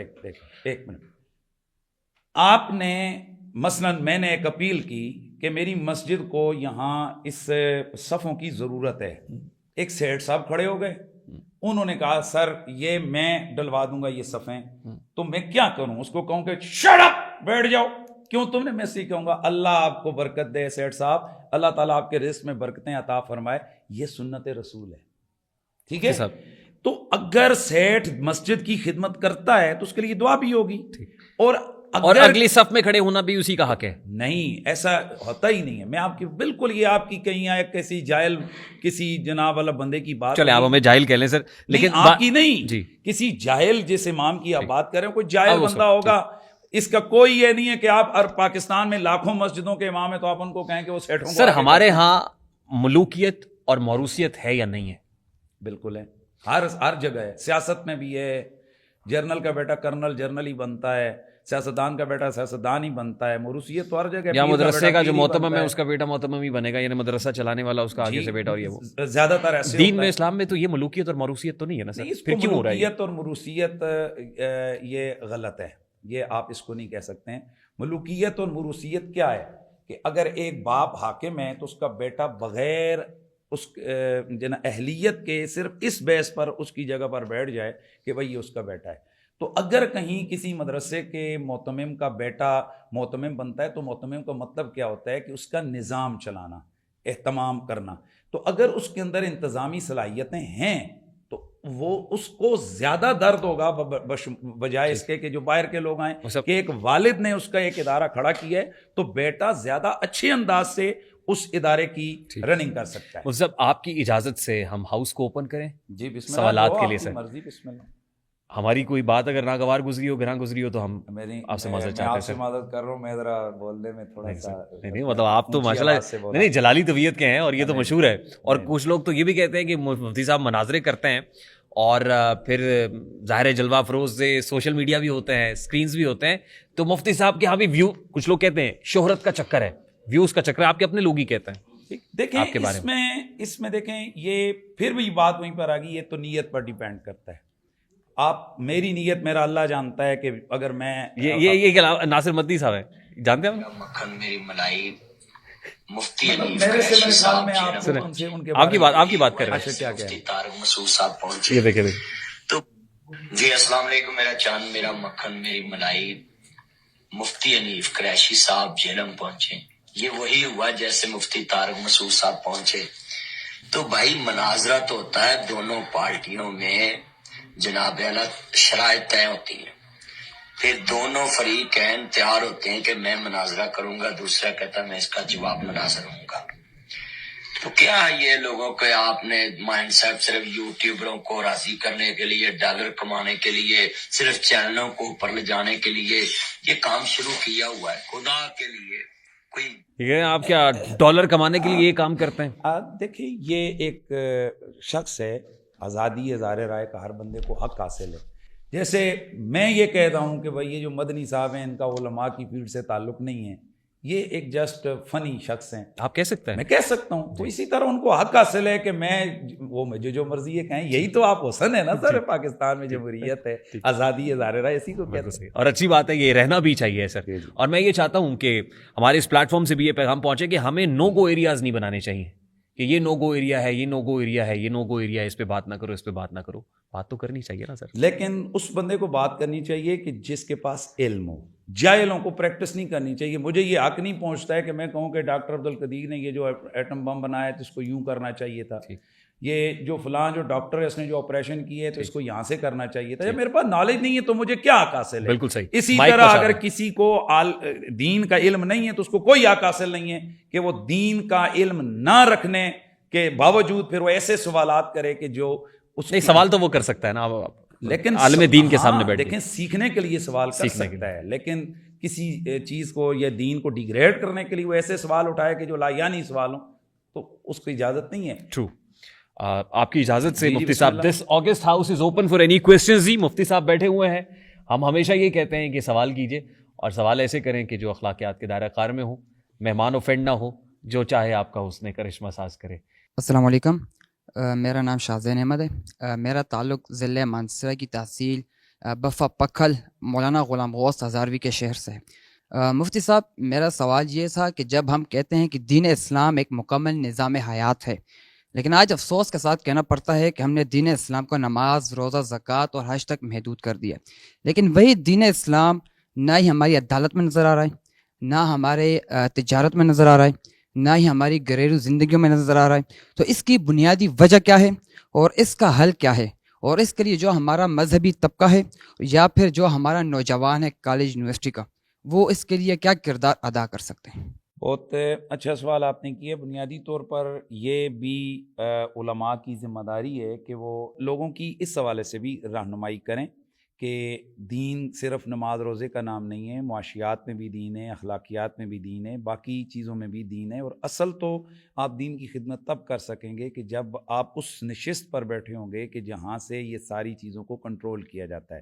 لہٰذا یہاں سے تربیت ہونی چاہیے کہ علماء ممبروں پر بیٹھ کر پازیٹیو انداز سے لوگوں کی, اور ہم بھی یہی چاہتے ہیں کہ مدرسوں سے لوگ نکلیں, وہ چارٹرڈ اکاؤنٹنٹ بھی ہوں, وہ بینکس کے اندر بھی ہوں, وہ سائنسدان بھی بنے تو کوئی ممانعت نہیں ہے, وہ عدالت میں بھی ہو تو اچھی بات ہے. ایسے ہے ہمارے سینکڑوں ایسے لوگ ہیں کہ جو مختلف شعبوں میں ہیں, مثلاً وہ قاضی ہیں, وہ جج ہیں, ایڈوکیٹ ہیں. میرے خود جو میرا بھائی ہے وہ ایک عالم دین بھی ہے, وہ ایڈوکیٹ بھی ہے, ٹھیک ہے, وہ یونیورسٹی سے بھی جا کر اس نے تعلیم حاصل کی, لیکن یہ مانے کہ کم ہے, مطلب وہ اس طریقے. دیکھیں پھر وہاں پر ہماری بات وہیں پہ آ کر رک گئی ہے کہ مدارس کے قیام کا جو اصل بنیاد مقصد اساس ہے وہ ہے دینی ضرورت پوری کرنا. اس کے بعد اگر ضرورت پوری ہوتی ہے تو ٹھیک ہے، علماء دیگر شعبوں میں بھی اپنی پریکٹس کر وہ سکتے کہتے ہیں. ہیں no man can be patriot with an empty stomach. تو میں جو خالی انہوں پیٹ نے تو حب question الوطنی نہیں کیا ہے، آتی ہے میں سر. اس حوالے سے یہی کہوں گا کہ علماء کو تربیت کرنی چاہیے کہ ہم ایسے لوگوں کو سلیکٹ کریں، ایسے لوگوں کو آگے لے کر آئیں کہ جن کو ہم یہ سمجھتے ہوں کہ یہ صحیح معنوں میں قوم، ملک اور دین کے لیے خدمت کر سکتے ہیں. ٹھیک. نیکسٹ کویسچن جی. السلام علیکم، میرا نام منان کھوکر ہے، میں یہاں گنگالی سے ہوں، قریبی ہوں. تو میرا مفتی صاحب سے یہی سوال ہے کہ آج کل کی یوتھ کے بارے میں یہ کوئی پیغام دینا چاہیں گے، کیونکہ یوتھ جو سوشل میڈیا پہ لگی ہوئی ہے، نوجوان لڑکیاں، نوجوان لڑکے، ان کے بارے میں کیا پیغام ہے؟ علماء ان کے بارے میں کوئی ایسی بات نہیں نکلی جو ان کے بارے میں بتائی گئی ہوگی، یہ کریں یا نہ کریں. ٹھیک. اچھا مفتی صاحب وہ پوچھنا چاہ رہے ہیں یہ جو خاص طور پہ فیملی ولاگنگ ہو رہی ہے، گھر کی خواتین کو دکھایا جا رہا ہے، یا ٹک ٹاک کے اوپر جس انداز میں فوش ڈانس ہو رہے ہیں اور اس کے ذریعے سے اس کو انکم کا ایک ذریعہ بنایا ہوا ہے پیسے کمانے کا، تو اس بارے میں وہ کہتے ہیں کہ علماء پہلی کی کیا بات ہے؟ تو یہ کہ اس طرح کی انکم، چونکہ آپ نے ظاہر میں مفتی ہوں، آپ مجھ سے شرعی کویشچن پوچھیں گے تو میں اس کا جواب دوں گا، کیونکہ یہ بھی ہماری ذمہ داری ہے کہ ہم اس کی حیثیت کو واضح کریں. ایسی کمائی بالکل حرام ہے کہ جس کی بنیاد خلاف شریعت امر ہو. یعنی اگر اس طرح سے ولاگنگ ہو کہ جس میں معاذ اللہ، دیکھیں ہم ایک مشرقی اس معاشرے سے ہمارا تعلق ہے، اور ہمارا تھا ہی کیا، ہمارے غیرت تھی، عزت تھی، ہمارا ایک وقار تھا. تو اللہ جو ہے نا وہ برا کرے ہمارے اس سوشل میڈیا کا اور ایسی جناب ویب سائٹس کا، کہ جن کی وجہ سے وہ چیز کہ جس کے لیے ہمارے گھروں میں پردے لٹکتے تھے، پردے کا تھا ہے کہ یار گھر کے آگے یا کھڑکی کے آگے پردہ ہے، تو اب اس کے بعد کیا ضرورت ہے گھروں کے پردے لگانے کی؟ باقی اب پیچھے رہ کیا گئے؟ وہ خاص لمحات رہ گئے ہیں کہ جو ایک خاص ٹائم کے لیے، وہ بھی مجھے لگ رہا ہے کہ جس طرح سے یہ بدتمیزی کا طوفان چل رہا ہے جی سلولی گریجولی ہونا شروع ہو گیا ہے سر، اس طرف جا رہا ہے تو معاملہ. اس حوالے سے میں اپنے تمام سننے والے ینگسٹر سے یہی کہوں گا کہ آپ چند اوباش قسم کے لوگوں کو، یہ چند لوگ جو کہ ایک اپنی بیہودہ حرکتوں کی وجہ سے وہ ایک ٹرینڈ میں آ گئے ہیں، تو ان کو اپنا رول ماڈل نہ بنائیں. آپ ان لوگوں کو اپنا رول ماڈل بنائیں کہ جو معاشرے کے لیے، ملک کے لیے، ملت کے لیے بہترین کردار ادا اچھا مفتی صاحب آپ ٹک ٹاک پہ ہیں؟ میں ٹک ٹاک سے اگر آپ کی مراد ہے تو اس میں میری آئی ڈی بالکل بنی ہوئی ہے، ہمارے کلپس وغیرہ اپلوڈ وہاں کیے جاتے ہیں. ٹھیک، یہ ہوتے ہیں نا کلپ، میں یہی چاہتا ہوں کہ آپ کو ہونا چاہیے وہاں پہ، جی اس طرح کا کانٹینٹ بھی ہونا چاہیے وہاں پہ. مجھے میں اپنی آئی ڈی سے کچھ سوال و جواب لے کر میں آیا تھا، اس کو بڑا اپریشیٹ کیا گیا کہ ماشاءاللہ کافی سارے لوگ لائے. میں یہاں پہ جتنے خاص طور پہ اسٹوڈنٹ بیٹھے ہوئے ہیں، میں ان کو بھی کہوں گا کہ ان کو بھی ٹک ٹاک پہ ہونا چاہیے. ٹک ٹاک بحیثیت پلیٹ فارم کو بری چیز نہیں ہے. صحیح. ٹک ٹاک دیکھیے کانٹینٹ کریٹر زیادہ ہیں، کم ہیں، کانٹینٹ کنزیومر زیادہ ہیں. کریٹرز جو ہیں ہم ان کو انگلیوں پہ گن سکتے ہیں کتنے ہیں، کنزیومر 25 کروڑ ہیں. تو اگر ظاہر ہے باہر بیٹھ کے ہم برا بھلا کہتے رہیں گے ان کریٹرز کو جو اچھا کام نہیں کریں، تو ہم خود اچھا کانٹینٹ کریٹ کرنا شروع کر دیں. چہروں پہ مسکراہٹیں آئی ہیں ویسے اسٹوڈنٹس کے کہ شاید مفتی صاحب اجازت دے دیں گے ٹک ٹاک بنانے کی. جی سر نیکسٹ کویسچن. السلام علیکم ورحمۃ اللہ. میرا نام شیزان ہے اور میرا تعلق ایبٹ آباد سے. سر میرا تعلق کوشچن آپ سے ہے، وہ یہ کہ دوران پوڈ کاسٹ جس طرح آپ نے ایک نقطہ اٹھایا کہ ایک مدرسے کے مہتمم اور اس کے سٹاف یعنی مدرسین کا لائف سٹائل مختلف ہوتا ہے، یعنی کہ ڈفرینس ہوتا ہے اس میں کافی طرح. تو اسی دوران مجھے بھی یہ ایک انٹرسٹ آیا کہ میں بھی آپ کے لائف سٹائل کے بارے میں جان سکوں. تو کوشچن آپ سے یہ ہے کہ آپ کے اور جملہ جو آپ کا سٹاف، کیمرہ مین اور باقی جو آپ کے ساتھی، یہ آپ کے یہ پورا سٹاف، تو کیا آپ کا لائف سٹائل اور ان کا بھی سیم ہے یا اس میں بھی ڈفرینس؟ دیکھیے سیم تو کبھی بھی نہیں ہو سکتا ہے، لیکن ان سب کا لائف سٹائل ہو سکتا ہے مجھ سے بھی اچھا ہو. یہ جو ہمارے کیمرہ مین ہیں، میرے پاس ایک آئی فون ہے، وہ اس نے ہمارے کیمرہ کے پاس دو آئی فون ہیں. ان کی ریحان بھائی پھنس گئے آپ. ان کی تنخواہ ہے 70,000 60,000، آپ کی کتنی ہے بتائیں، بتانا پسند فرمائیں گے. مفتی صاحب دیکھیے بات یہ ہے کہ سب کی، یہ تو آپ ہی اس پہ بہتر کامنٹ کر سکتے ہیں، سب کی تنخواہ تو ایک جتنی نہیں ہو سکتی ہے سر، قطعا نہیں ہو سکتی. اور ظاہر ہے ہر ایک کو کوئی نہ کوئی ٹاسک ڈیڈیکیٹ کیا ہوا ہے، ہر ایک اپنی اپنی ایک رسپانسبلٹی ہے، ہر ایک اپنا ایک رول ہے، اور پھر مالک کی تقسیم ہے، یہ ڈسٹریبیوشن ہے جس کے اوپر ہم راضی ہیں.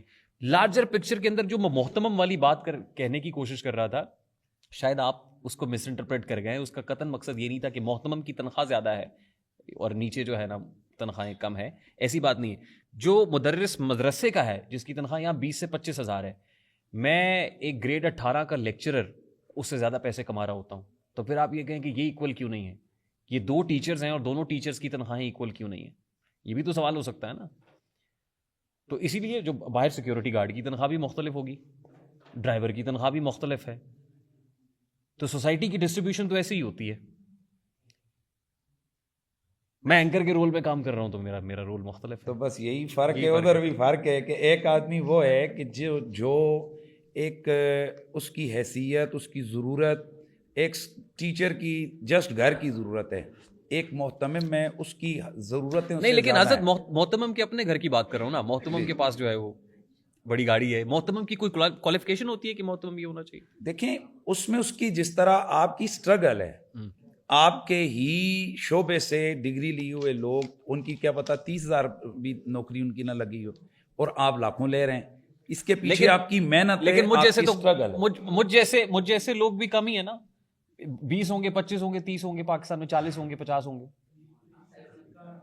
سینکڑوں ہوں گے, ہزاروں تو نہیں ہے. اس طریقے سے میں یہ بات کر رہا ہوں. اصل میں اس میں لمبی بات خیر ہو گئی ہے. اس میں بنیادی بات یہ کہ سارے محتمم حضرات کا یہ لائف سٹائل نہیں ہے. یہ سارے محتمم حضرات وہ نہیں ہیں جو کہا جاتا ہے. بعض جگہ میں نے آپ کو بتایا کہ ایسے بھی محتمم حضرات ہیں جن کے پاس موٹر سائیکل بھی نہیں ہے, جن کے گھر کے جو ہے نا معاملات ٹیچروں سے زیادہ کمزوری سے چل رہے ہیں. ایسے بھی ہیں. مفتی صاحب, it was such an absolute pleasure having you on the show sir.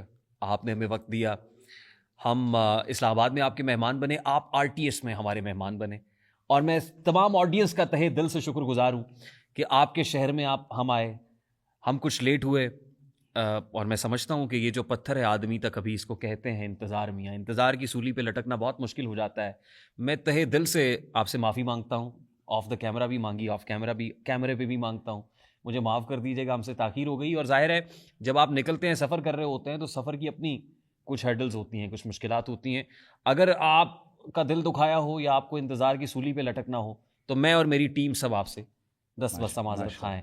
Thank you so much جی, it was an absolute pleasure having you on the show. بہت شکریہ sir, thank you very much. Mufti Hanif Qureshi صاحب, خواتین و حضرات, ہم doctor Zakir Naik صاحب کے پاس گئے, ہم انجینئر محمد علی مرزا صاحب کے پاس گئے, ہم مفتی طارق مسعود صاحب کے پاس گئے, ہم نے حافظ سعد حسین رضوی صاحب سے بھی گفتگو کی. تو ظاہر ہے ایک سلسلہ پیرلل RTS کا وہ بھی ہے جس کا بڑا کمپوننٹ ریلیجس کمپوننٹ ہے. ہم چاہتے ہیں کہ ہم اس طرح کی علماء کی مجالس میں بیٹھیں, ان کے پاس بیٹھ کے جو اپنے ذہنوں کے اندر کوئی پرابلمز ہیں, پریشانیاں ہیں, دقت ہے, جو کرٹکس کہہ رہے ہوتے ہیں, ہم اس پلیٹ فارم کی صورت وہ کرٹکس کے سوال بھی ان علماء کرام کے سامنے رکھیں تاکہ کلیئرٹی آ جائے. آئی ایم شیور یہاں سے بات آپ تک بین ہی اس طریقے سے پہنچے گی اور پہنچنی چاہیے جیسے یہ پہنچانی چاہتے ہیں. This is Rehan Tariq signing off from the RTS. اپنا بہت سارا خیال رکھیے گا, نہ صرف اپنا بلکہ اپنے اہل و عیال کا, اپنے بچوں کا نہ صرف خیال رکھیے گا بلکہ ان پہ نظر بھی رکھیے گا. مجھے اجازت دیجیے, السلام علیکم.